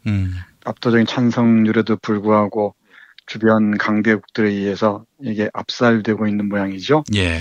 참 오랫동안 쿠르드족은 1,500만 명이 넘는 대민족이 나라 없이 난민 상태로 떠돌고 있는 상황이 지속되고 있는 것 같습니다. 예. 저는 이게 소설을 통해서 아프리카나 이 중동 그리고 남미, 세계 각지에 우리가 좀 낯선 장소들을 만나곤 하는데요. 이 쿠르드를 만날 때마다 저는 그 식민지 조선의 모습을 떠올리곤 합니다. 나라 없이 언어도 없이 그리고 정처도 없이 떠돌던 수많은 조선인들의 모습들이 곳곳에서 어른거리곤 해요. 예. 이 소설도 역시 마찬가지입니다. 먼저 이네살림에 대해서 간단하게 말씀드리면 1954년 이라크에서 태어났어요. 쿠르드족으로 태어났죠. 여기서 17살까지 살다가 정치적 상황을 견디지 못해 프랑스로 망명을 합니다. 근데 우리가 이 인물 정보를 펼쳐보면은 국적이 이라크라고 나와 있습니다. 물론 이라크 영토 안에 있으니까 이라크로 하겠지만은 뭘 생각하면은 쉽게 상상할 수 있는가 하면요. 예. 식민지 시대 때 우리 조선인 작가나 예술가들이 국적이 바로 일본이었죠.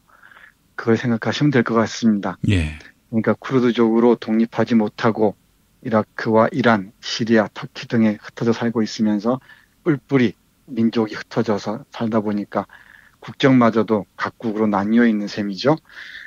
이 이네살림은 영화 감독으로 잘 알려져 있는데요. 2013년에는 나의 달콤한 페퍼랜드라는 영화가 부산 국제영화제에서 스크린에 오르기도 했었습니다. 예. 쿠르드족이 어떤 상황에 처해 있는지를 잘 알 수 있는 영화입니다. 이 소설도 마찬가지입니다. 이라크에 속해 있는 땅에서 이란을 오가면서 결국은 이 난민 상태로 빠져드는 상황들이 우리 식민지 시대 때 만주로, 시베리아로, 그리고 중국으로, 그리고 또 이 남미로 곳곳으로 흩어졌던 조선인 디아스포라를 떠올리게 합니다. 네, 이 소설은 자전적 소설이라고 말씀드렸는데요. 70년대를 배경으로 해서 쿠르드 사람들이 시리아와 터키와 이라크와 이란 사이에서 겪고 있는 고통들을 잘 그려내고 있습니다. 그중에 몇몇 인상적인 구절들 여러분께 읽어드리겠습니다. 하나는 학교에서 언어를 배우는데요. 이쪽이 아랍 지역이니까 쿠르드족은 쿠르드어가 있는데도 이라크에 속해 있으니까 아랍어를 배우라고 합니다. 그런데 우리 주인공 아자드의 가장 큰 꿈은 바로 쿠르드 말로 수업을 듣는 거였다고 해요. 그런데 쿠르드 말로 배우게 해달라고 간절히 기도를 하지만 그 소원은 받아들여지지 않습니다. 오늘이 한글날이죠. 이 한글을 지키기 위해서 수많은 사람들이 피를 흘리기도 하고 많은 고통을 겪기도 했습니다. 한 언어를 지킨다는 게 그냥 거저 주어지는 게 아니죠. 그런데 쿠르드족이 그 언어를 지키기 위한 안타까운 노력들이 그때 상황과 포개지면서 자꾸만 떠오릅니다. 예. 뿐만 아니라 19살이 텔레비전을 한 대 구했는데 마을에서 텔레비전에서도 역시나 아랍 방송만 나옵니다. 관련된 구절 조금 읽어보겠습니다. 나는 정말로 쿠르드 말로 방송되는 텔레비전이 보고 싶었다. 아버지에겐 내가 판사나 변호사가 되는 것이 가장 중요한 것이겠지만 나는 우리처럼 말하는 텔레비전을 만들고 싶었다. 나는 엔터와 알브라와 같은 영화를 만드는 사람이 되는 동시에 음악가와 가수도 될 것이다. 그리고 언젠가는 이 기계가 쿠르드 언어로 말하도록 하겠다고 다짐했다. 여기서 이 기계는 텔레비전을 얘기하는데요. 네. 텔레비전에서 아랍어로만 나오니까 참으로 힘들었겠죠. 자신들의 언어는 다 지워져 버리고 우리가 말하는 언어와 이 문자 언어를 동시에 갖추고 있다는 건 축복 중에 하나입니다. 세계 문화권을 봐도 말하는 언어와 이 문자 언어를 동시에 갖추고 있는 언어 문화권이 많지가 않습니다. 그래요? 그게 어떤 차이입니까? 아니, 당연히 말과 글은 다 하나의 세트인 걸로 우리는 이해하고 있는데 말은 있고 글은 없고 글은 있고 말은 없고 이게 성립이 가능합니까? 네, 훌륭한 질문하셨습니다. 우리 조선시대나 고려시대를 한번 떠올려 보십시오. 분명히 이 한반도에 사는 많은 사람들은 조선어를 했겠죠. 우리말로 일상적인 생활을 했겠죠. 그렇죠. 네, 근데 글은 어떻게 썼겠습니까? 다 한자로 썼죠. 예. 그러니까 이 말은 있지만은 글로는 표기할 수 없는 이런 언어 문화권들이 아주 많습니다. 작은 부족들은 물론이고요. 큰 나라들도 그런 경우가 많아요. 예. 예컨대 베트남의 경우에는 한자 문화권이었습니다. 우리처럼. 예. 그런데 지금은 다 로마자 표기를 하고 있죠. 그러니까 베트남 고유 문자가 없는 겁니다. 자신의 말들을 로마자를 빌어서 표기하는 거죠. 예. 이를테면 우리 오래전에 향찰이나 이두가 그랬던 것처럼 뭐 좀 다르긴 합니다만은 국민정음은 책이기도 하고 문자 체계이기도 한데 국민정음이라는 문자를 가지고 있는 것은 정말 이 축복 중에 축복이라고 할 수 있습니다. 이렇게 자유롭게 말로 하고 그걸 또 크게 다르지 않게 글로 표현할 수 있다는 것은 세계적인 놀라운 문명사적 사건이라고 할 수 있죠. 예. 근데 그걸 지키기 위해서 이렇게 식민지 시대를 거치면서 많은 사람들이 애를 썼던 것 같습니다. 말이 나온 김에 한마디 더 덧붙이면은 예. 훈민정음을 둘러싸고 많은 싸움들이 있었습니다. 훈민정음 창제 당시부터 그랬죠. 지식을 독점한 세력들이 이 훈민정음이라는 쉬운 글자를 통해서 자신들의 지식이 대중화하는 것을 꺼려했겠죠. 그러다 보니까 그렇게 많은 사람들이 반대를 하고 그랬던 겁니다. 개화기 때문에도 그랬어요. 이 한글로 쓰는 것에 대해서 터부시하는 사람들이 많았습니다. 예. 보잘것없는 민초들이 지식을 소유하는 것을 우려하는 목소리가 높았던 거죠. 그러니까 한글은 지식의 민주화, 또는 민중들의 의식화에서 정말 혁혁한 공을 세웠다고 할 수 있을 겁니다. 예. 몇몇 생각 없는 사람들이 영어 공용화 이따위 말들을 늘어놓는데 언어가 민족의 정신이다 이런 말 떠나서 그건 지식의 민주화나 민중의 의식화 이런 문제와 관련해서 대단히 짧은 생각을 하고 있다고 저는 생각을 해요. 예. 아무튼 얘기가 딴 데로 됐습니다만은 이렇게 언어를 지키고 자기 언어로 말을 한다는 게 소중하다는 것을 예. 이 쿠르드의 소년도 정확하게 알고 있었던 것 같습니다. 또 하나 관련해서 강대국을 어떻게 볼 것인가라는 것도 문제인데요. 쿠르드 반군이라고 우리는 흔히 얘기를 하죠. 근데 이 말이 저는 어폐가 있다고 생각을 해요. 예를 들면은 독립운동을 했던 조선의 혁명가들 있잖아요. 예. 그런 사람들 조선 반군이라고 얘기하겠습니까? 독립군이죠. 독립을 위해 싸운 사람들이죠. 아무튼 쿠르드 반군이라고 부르는데 쿠르드 반군을 이용해서 IS와 싸우게 하고 하는 짓들을 많이 했잖아요. 미국이나 소련이. 그러면서 이런 쿠르드족들을 또 철저하게 배신합니다. 예. 그 과정들을 잠깐 보면 이렇습니다. 예. 어떤 간이학교에서 혁명을 수행하고 있는 레지스탕스 청년이 어린 소년에게 가르치면서 하는 말입니다. 그는 북쪽에는 터키, 남쪽에는 이라크, 동쪽에는 이란, 서쪽은 시리아가 있는 커다란 지도를 그렸다. 그 가운데 빨간 분필로 초승달 형태의 나라, 쿠르디스탄을 그렸다. 그는 어떻게 영국인들과 프랑스인들이 우리나라를 4조각으로 나누었는지를 설명했다. 그러면서 그는 쿠르드의 영토를 이쪽으로 1cm, 저쪽으로 1cm 늘려가며 확대시켰다. 다음 그는 쿠르디스탄 위에 푸른색 하트 모양을 그리고 그것을 4조각으로 잘랐다. 그래 이렇게 쿠르드의 심장은 터져버렸다. 그의 말들 아름다웠지만 나를 우울하게 만들었다. 네, 저는 이런 구조를 보면서도 저 멀리 있는 쿠르드 민족에 대한 호사취미가 아니고요. 지금 우리가 처해 있는 상황하고도 이렇게 맞세워 놓고 얘기할 수도 있을 것 같아요. 식민지에서 해방된 이후에 우리가 소련과 미국 그리고 강대국에 의해서 분단이 됐지 않았습니까? 예. 이것이 심장이 터져버린 꼴이죠. 이 강대국들은 철저한 자기 이해에 따라서 이런 약소국이었던 조선을 분할해 놓고 지금까지도 덜미를 붙들고서 우리를 이렇게 고통스럽게 하고 있는 게 아닌가 그런 생각을 합니다. 예. 이 소설을 읽다 보면 앞에서도 말씀드렸듯이 식민지를 통과해온 우리의 역사가 자꾸만 오버랩돼서 씁쓸해지곤 합니다. 이 책에서 또 한 구절 강대국이 어떻게 이 쿠르드족을 배신했는가를 알 수 있는 한 부분 보겠습니다. 명령이 떨어졌다. 여자들과 아이들, 노인들은 이란 국경 쪽으로 피난을 떠나야 했다. 이제 우리는 어떤 것이 올바른 선택인지 더 이상 판단을 내릴 수가 없었다. 우리 민족의 머리 위에는 죽음과도 같은 고독이 덮여 있었다. 소련에게 그랬던 것처럼 우리는 미국으로부터도 배신을 당했다. 그리고 3월 화창한 날씨에 사담 후세인과 이란은 알제리에서 조약을 맺었다.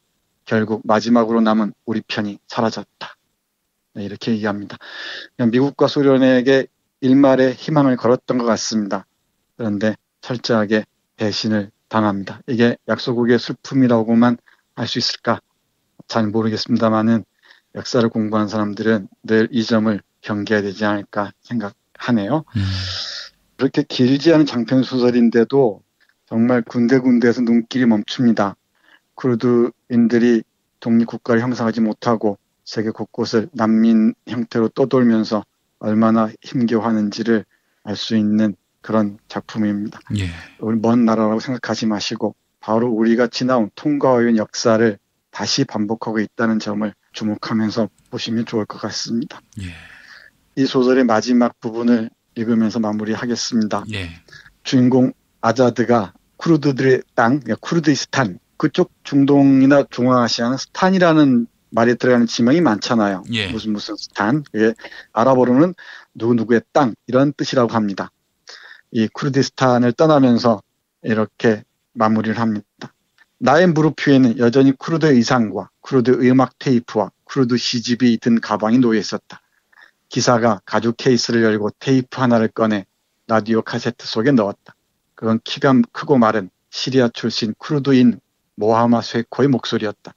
내가 1974년 이란 피난소에서 들었던 노래와 같은 거였다. 자동차는 광활한 평야를 가로질러 긴 도로를 진입했다. 시간이 흐를수록 내 가슴의 고동은 느려지네. 사랑하는 사람아. 그리고 나 아자드는 더 이상 철부지가 아니었다. 네, 이렇게 마무리되면서 네. 이 소설이 닫힙니다.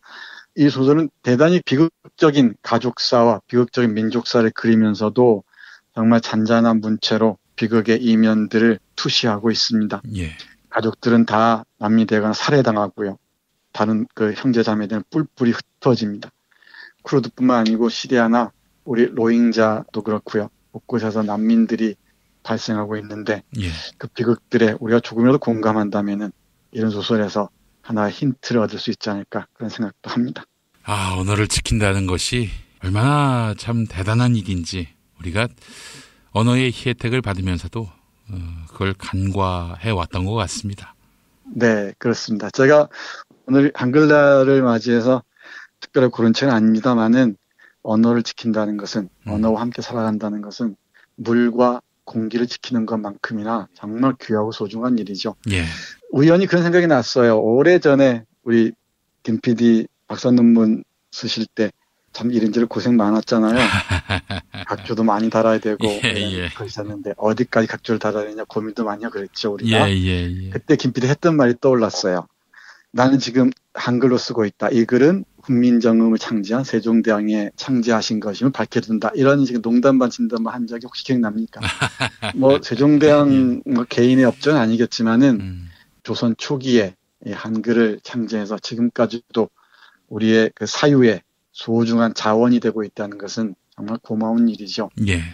저는 뭐 한글을 순화하거나 뭐 깨끗하게 한다는 말은 별로 동의하지 않습니다만은 그럼에도 우리 한글이 가지고 있는 가치나 의미에 대해서는 여러 번 깊이 생각해도 모자라지 않을 것이라고 생각합니다. 알겠습니다. 아, 오늘 제가 녹음하는 날 기준으로 한글날인데 한국어의 날이 아니라 한글날, 한글날이 갖는 이 석자의 의미를 다시 한번 새겨보는 교수님의 책 추천이었습니다. 네, 그런데 한마디만 덧붙이면은 한국어를 하지 않고 한글이라고 하잖아요. 네. 한글이라고 하는 게 참 깊은 의미가 있습니다. 사실 북한의 언어나 중국에 살고 있는 이른바 조선족들의 언어, 그리고 일본에 살고 많은 동포들의 언어가 다 다르지 않습니까? 예. 근데 그 사람들이 공통으로 인식하고 또 알고 쓰는 게 바로 한글입니다.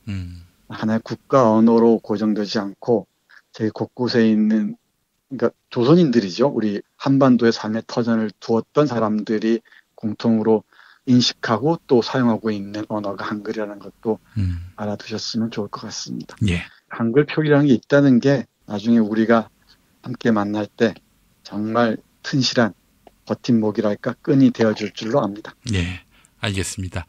자, 교수님 오늘 말씀 잘 들었습니다. 네, 고맙습니다.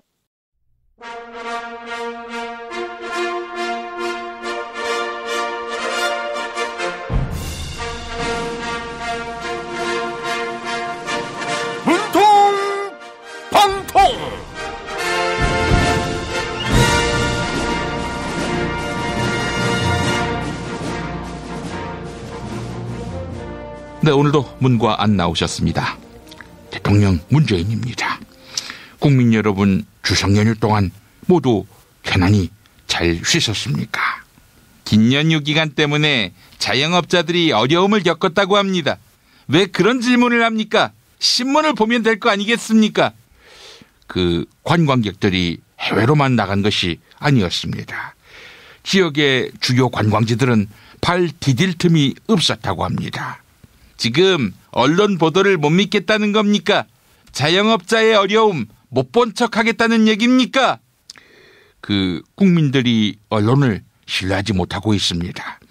청와대 홈페이지 청원 게시판에는 연합뉴스에 대한 수백억대 국고지원금 폐지해야 한다, 이런 청원이 올라오기도 했습니다. 아니, 연합뉴스라고 하면 제가 폭탄주를 10잔이나 마신다고 칭찬했던 그 언론 아닙니까? 정론직필의 참언론 연합뉴스에 국고가 지원되고 있었다니. 문 대통령님 감사합니다.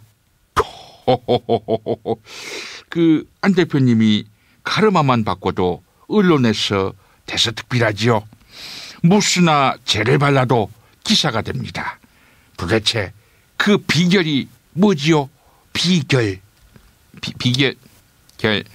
결백.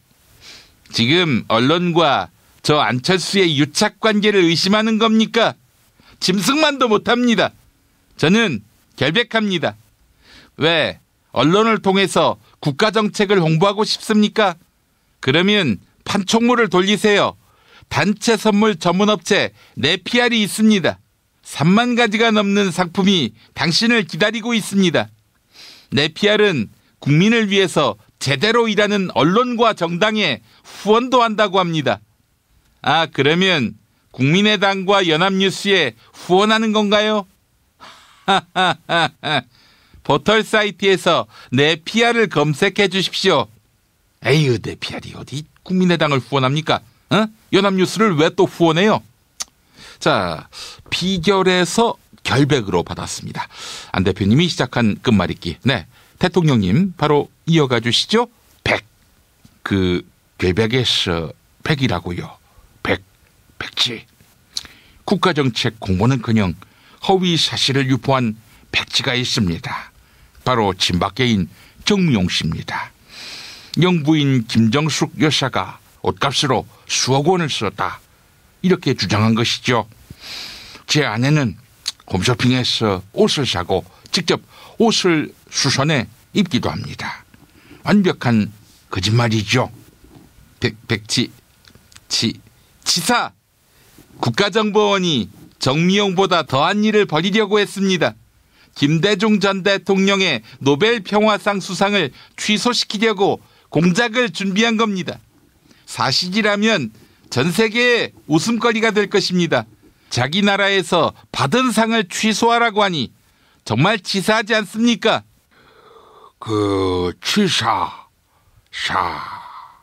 사찰. 아니, 안 대표, 국정원이 그런 공작을 벌인 건 MB 때이래요. 아니, MB 아바타가 MB 때이를 그렇게 막 비판해도 되겠어요. 어쨌든 내는 문재인 정부로부터 정치 사찰을 당했어요. 내 수행비서의 휴대전화가 6차례나 통신 조회를 당한 겁니다. 홍 대표님 나오셨네. 아니, 근데 홍 대표님, 홍 대표님이 당했다고 주장하신 내용은 통신 조회가 아니라 통신 자료예요.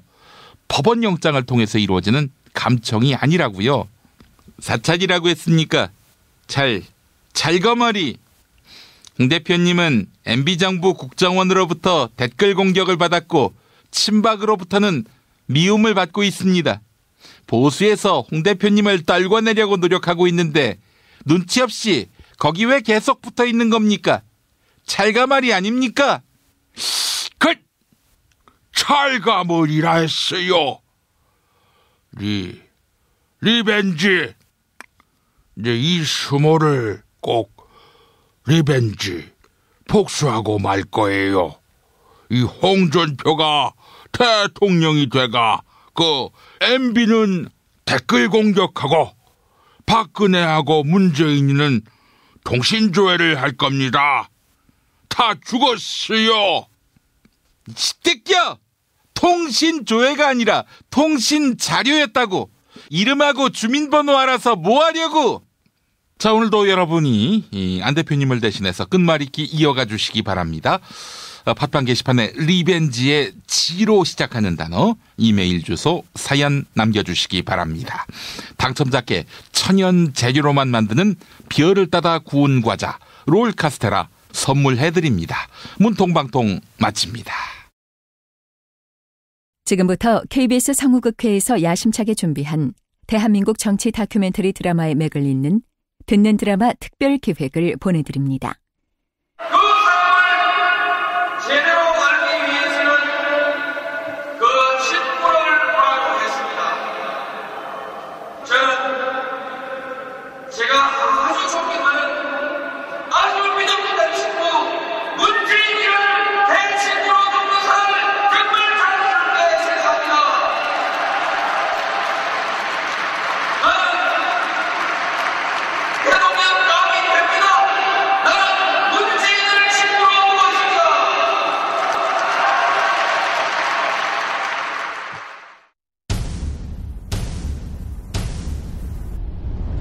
듣는 드라마 특별기획 그들의 나라 제2화 그 사람 노무현 극본 이영미 연출 김성태 21번째입니다.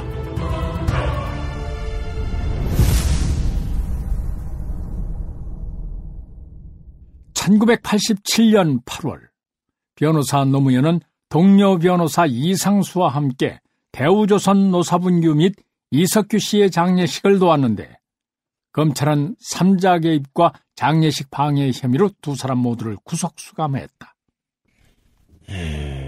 노무현? 네, 변호사님. 노무현 변호사입니다. 현직 변호사가 구속되었습니다. 혐의라는 게 노사분규 중인 노조에게 조언을 해주었다고 해서 삼자 개입, 그리고 장례식 방해입니다. 그게 죄가 되고 안 되고를 떠나서 그 노 변호사 때문에 장례도 한동안 못 치렀다 하던데. 그게 아니고요, 변호사님. 이석규 열사는 노사분규 과정에서 최루탄을 맞아서 사망한 거였습니다. 노 변호사는 그 노사분규 해결의 방식을 제시했던 거고요. 당시 노무현과 함께 합동 변호사 사무실을 운영했던 문재인은 진상조사위원장을 맡아서 직접 변호인단을 꾸리고 있었다. 제가 직접 거제 현장에 가서 상황을 다 살펴봤습니다. 노조, 대책위 관계자들도 다 만나봤고요. 노무현은 하도 많이 죄에 찍혀갖고. 그 변호사님, 옳은 일을 하다가 우리 사회에서 힘없는 사람들을 돕다가 그리 된 겁니다. 문재인 변호사. 예. 노무현하고 같이 일한다면서? 예. 노무현이가 돈 많이 주더라. 월급 변호사가 아니고요. 합동법률 사무소입니다. 그거 아이가. 밑에 들어가 일하는 거나 합동으로 하는 거나 한 사람은 오야붕이고 한 사람은 꼬붕이지 뭐. 변호사님, 말씀을 그렇게 하시면 곤란합니다. 그러지 말고 내 밑으로 들어오는 거 어떻노? 난 얼마 안 있으면 이 사무실을 그만둘 낀데 그나마 이 사무실 자동적으로 책임을 지게 될 끼고 돈도 거기 있는 것보다 한 10배는 더 벌 낀데 한 살이라도 젊었을 때 옹기 보는 게 안 좋겠나? 변호사님, 노무현 변호사가 혐의를 벗는데 힘을 보태주실 거면 제가 이 자리에 있고요. 아니면 가보겠습니다. 아이, 까칠하기는. 그러면 이만 가보겠습니다.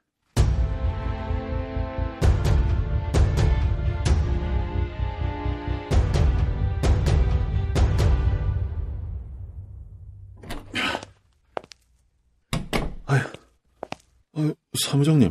예. 아직 안 들어가셨습니까? 시간이 밤 11시가 넘었는데요. 아이고 마야. 아이 변호사님이 안 들어오셨는데 지가 어찌. 아니 다리를 왜 저십니까? 아닙니다. 아이고야, 이 얼굴이 뭐 빨갛게 익었네, 얘. 일로 좀 앉아있어. 제가 얼음물 드릴게요. 예.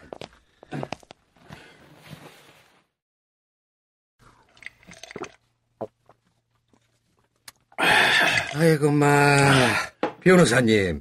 이 더운데 그 양복 입고 다니셨습니까? 공동 변호인단 문제로 다른 변호사님들을 만나야 하니까요. 최대한 예의는 차려야 되니까. 아이고, 구두라도 벗고 좀 편히 쉬있어만. 그러면 그럴까요? 왜? 아이고, 변호사님. 그 빨간 게 피 아닙니까? 아이고, 예. 뭐 하도 그렇더만. 아이고, 참말로. 이거 발톱이 빠졌나? 내는 그것도 몰랐네. 아이고, 몇 명이나 만났는데, 얘. 부산에 지금 등록된 변호사님들이 한 120명 되지요. 예. 제가 일일이 찾아가서 다 만났습니다. 다 도와주신다 하십니까? 모르겠습니다. 최선을 다하기는 했는데 등록만 해놓고 활동 안 하시는 분들 빼고 91명 선임계를 받았습니다. 아이고, 91명이요? 예. 그분들 중에 한 반 정도만이라도 구속 적부심에 나와줘도. 구속 적부심이란 피의자의 구속이 과연 합당한지를 법원이 다시 판단하는 절차를 말한다. 그분들 중에 한 반 정도, 한 3분의 1 정도만 구속 적부심에 나와줘도 그 자체가 힘이 되고 변론이 될 낀데. 에이고, 말이 되는 말씀을 하십시오. 변호사들이 얼마나 바쁜데 선임계에 이름만 올려준 것도 할배요 해야 합니다. 내 말이 틀렸습니까? 한 10분의 1이나 나오게 해달라. 난 그래 기도할랍니다. 구속 적부심 전에 전화를 다시 한번 다 전화를 해보겠습니다. 91명. 다른 지방에 선임계를 낸 변호사까지 하면 99명입니다. 손가락 부사집니다. 99명이든 990명이든 합니다. 아이고야. 변호사님. 문재인 변호사님한테 노무현 변호사님은 뭡니까?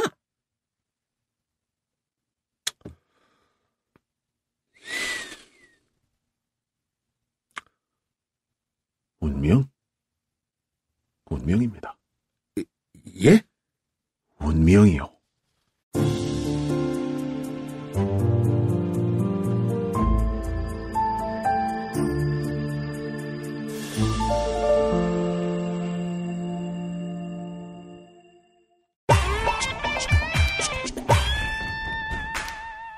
미궁 장사랑, 요건 내가 할 말이 있어요. 제가 체험하기로는 이 변들이 사이가 좋아져요. 서로. 그래가지고, 이 바나나 같이 쫙 나가죠. 하여튼, 이건 제가 써보니까 효과가 있는 것 같아요. 미궁 장사랑 이름 바꿨어요. 프로바이오틱스 12종 추가. 미궁 대장사랑.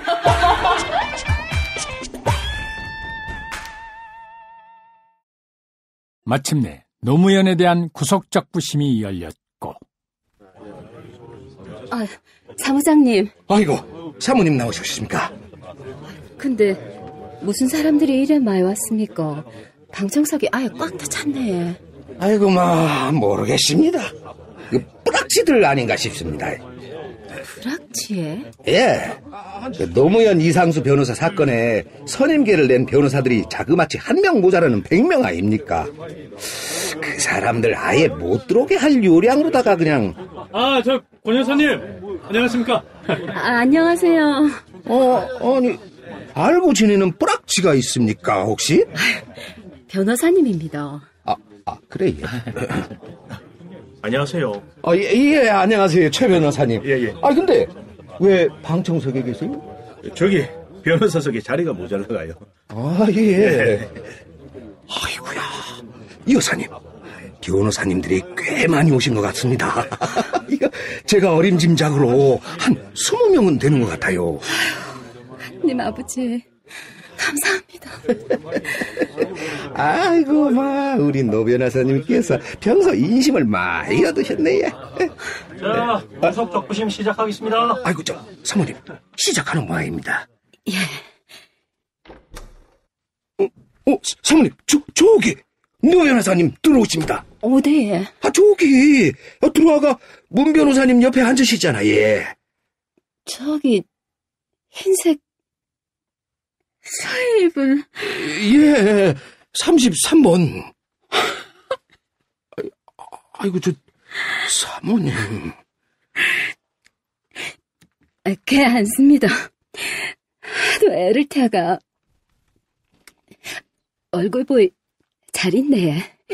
그라 못했습니다. 자, 구속 적부심 시작하기 전에 이게 뭡니까? 선임계를 낸 변호사가 99명 맞습니까? 예, 맞습니다. 그래요? 자, 그러면은 먼저 변호사님들이 모두 참석하셨는지 확인부터 해보겠습니다. 강선규 변호사. 예. 최희연 변호사. 예. 허승범 변호사. 예. 아니, 허 변호사님은 왜 그 방청석에 앉아 계십니까? 그 자리가 없어갖고, 예. 아마도 이 법정 안에 계시는 분들 거의 다 노무현 변호사들일 겁니다. 이날 구속적부심이 진행된 법정에는 선임계를 낸 변호사들 대부분이 출석했고 이들 가운데는 자리가 모자라 방청석에 앉아야 하는 변호사도 부지기수였다. 감동적인 장면이었다. 여기저기서 저를 위해 온 변호사님들이 예 하면서 손을 들어주시는데 정말 제 옆에 앉아있는 문재인 변호사도 눈가가 촉촉해지는 것 같았는데 저 역시 가슴이 뜨거웠습니다. 정말로 감사하다. 정말로 감사하다. 감사하다. 이 마음 잊지 말고 지금처럼 그래 살 못하겠구나. 그럼 언젠가는 참 잘 살았다 소리 듣겠구나 했습니다. 대한민국 변호사 노무현 결국 구속 23일 만에 풀려난다.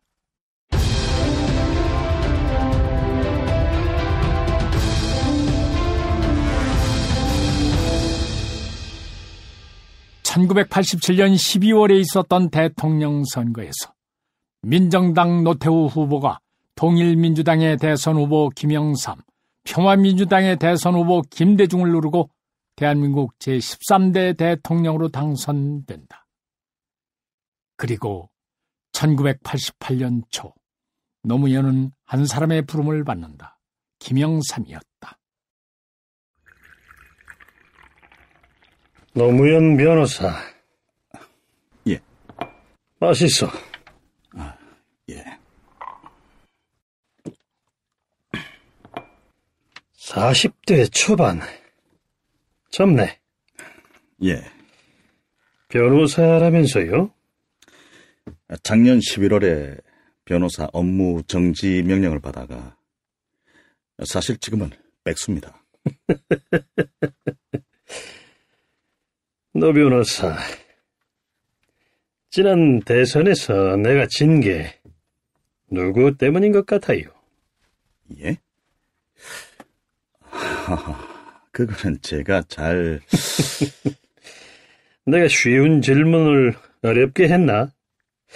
그럼 다시 하지. 지난 대선에서 민주화 세력이 정권을 못 잡은 게 누구 때문인 것 같아요? 나 김영삼 때문인 것 같아요? 아니 김대중 때문인 것 같아요? 이후 대한민국 제14대 대통령이 되는 김영삼. 김영삼과 노무현은 그렇게 만났다.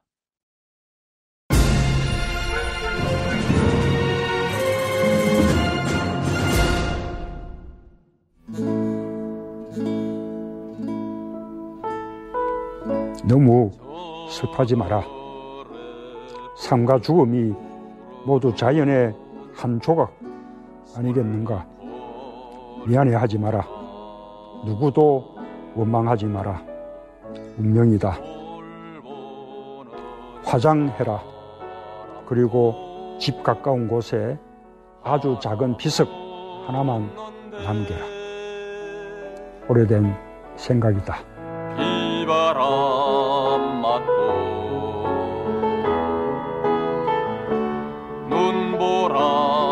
눈보라쳐도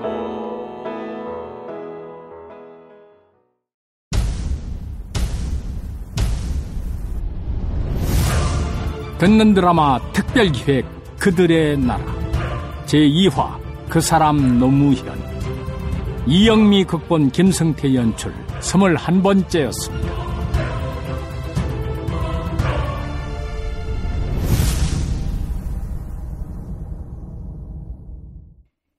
다음 내용은 팟캐스트 포털 팟빵에서 듣는 드라마 특별기획 그들의 나라를 검색하시면 청취하실 수 있습니다. 듣는 드라마 특별기획 그들의 나라 여러분의 많은 청취 바랍니다. 탄핵 때문에 뭐 이야기를 전달을 하려고 해도 길을 막고 듣질 않아요. 해적 수준으로 쪼그라든 한국 보수. 회생의 길은 과연 있을까? 변화된 정치 환경, 갈 길 잃은 보수에게 새로운 희망을 제시한다. 애국 보수의 화려한 부활과 집권을 위한 본격 가이드 김용민의 신간 보수를 지켜라. 진중권도 투표하는 보수 정당. 광주에서도 일당이 될 수 있는 보수 정당. 젊은이들의 입당이 줄을 잇는 보수 정당. 언제까지 민주당 정의당을 부러워만 할 것인가? 부러우면 진다니까? 자유한국당 당원 김용민이 쓴 보수를 지켜라. 이김에서 나왔습니다. 이주노동 희망센터 이사 권영국 변호사입니다. 이주노동 희망센터는 동남아시아 저개발 국가의 이주노동자들과 함께하고 있습니다. 시골 오지 마을에 학교를 만들고 마을 주민들이 공동체를 이루어 운영하도록 돕습니다. 포털 검색창이나 페이스북에서 이주노동 희망센터를 검색하시어 후원회원이 되어주세요. 노동 존중 생산과 소비를 통한 사회연대를 추구하는 문자당이 함께합니다.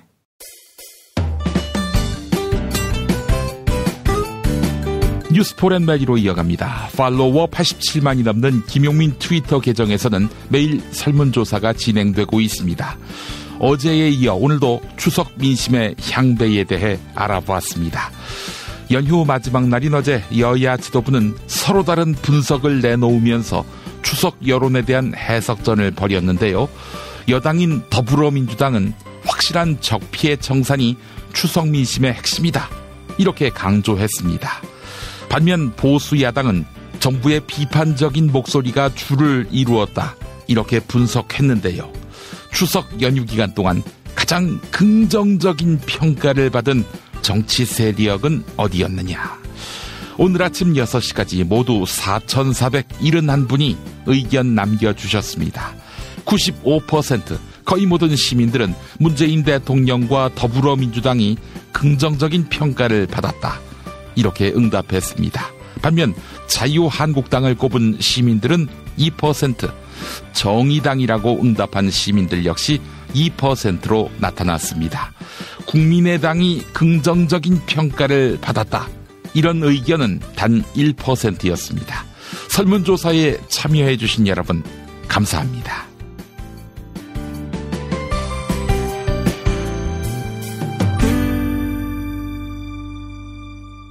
팟캐스트 포털 팟빵의 김용민 브리핑 게시판에 올라온 사연 일부 소개하겠습니다.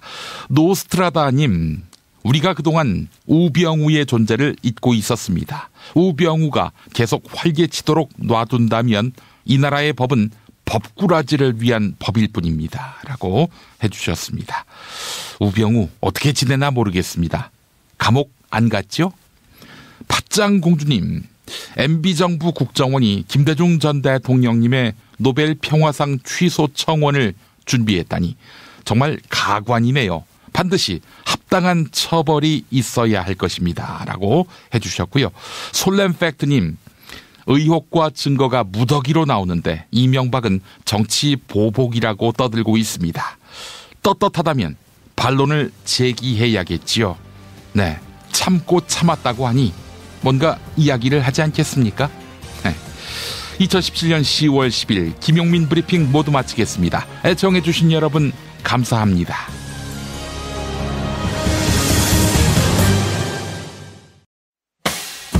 김용민 브리핑과 함께한 시간 어떠셨어요? 다음 시간에도 보다 바르고 알차며 즐거운 정보로 여러분을 찾아가겠습니다. 팟캐스트 포털 팟빵에서 다운로드하기, 구독하기, 별점 주기, 댓글 달기로 응원해주세요.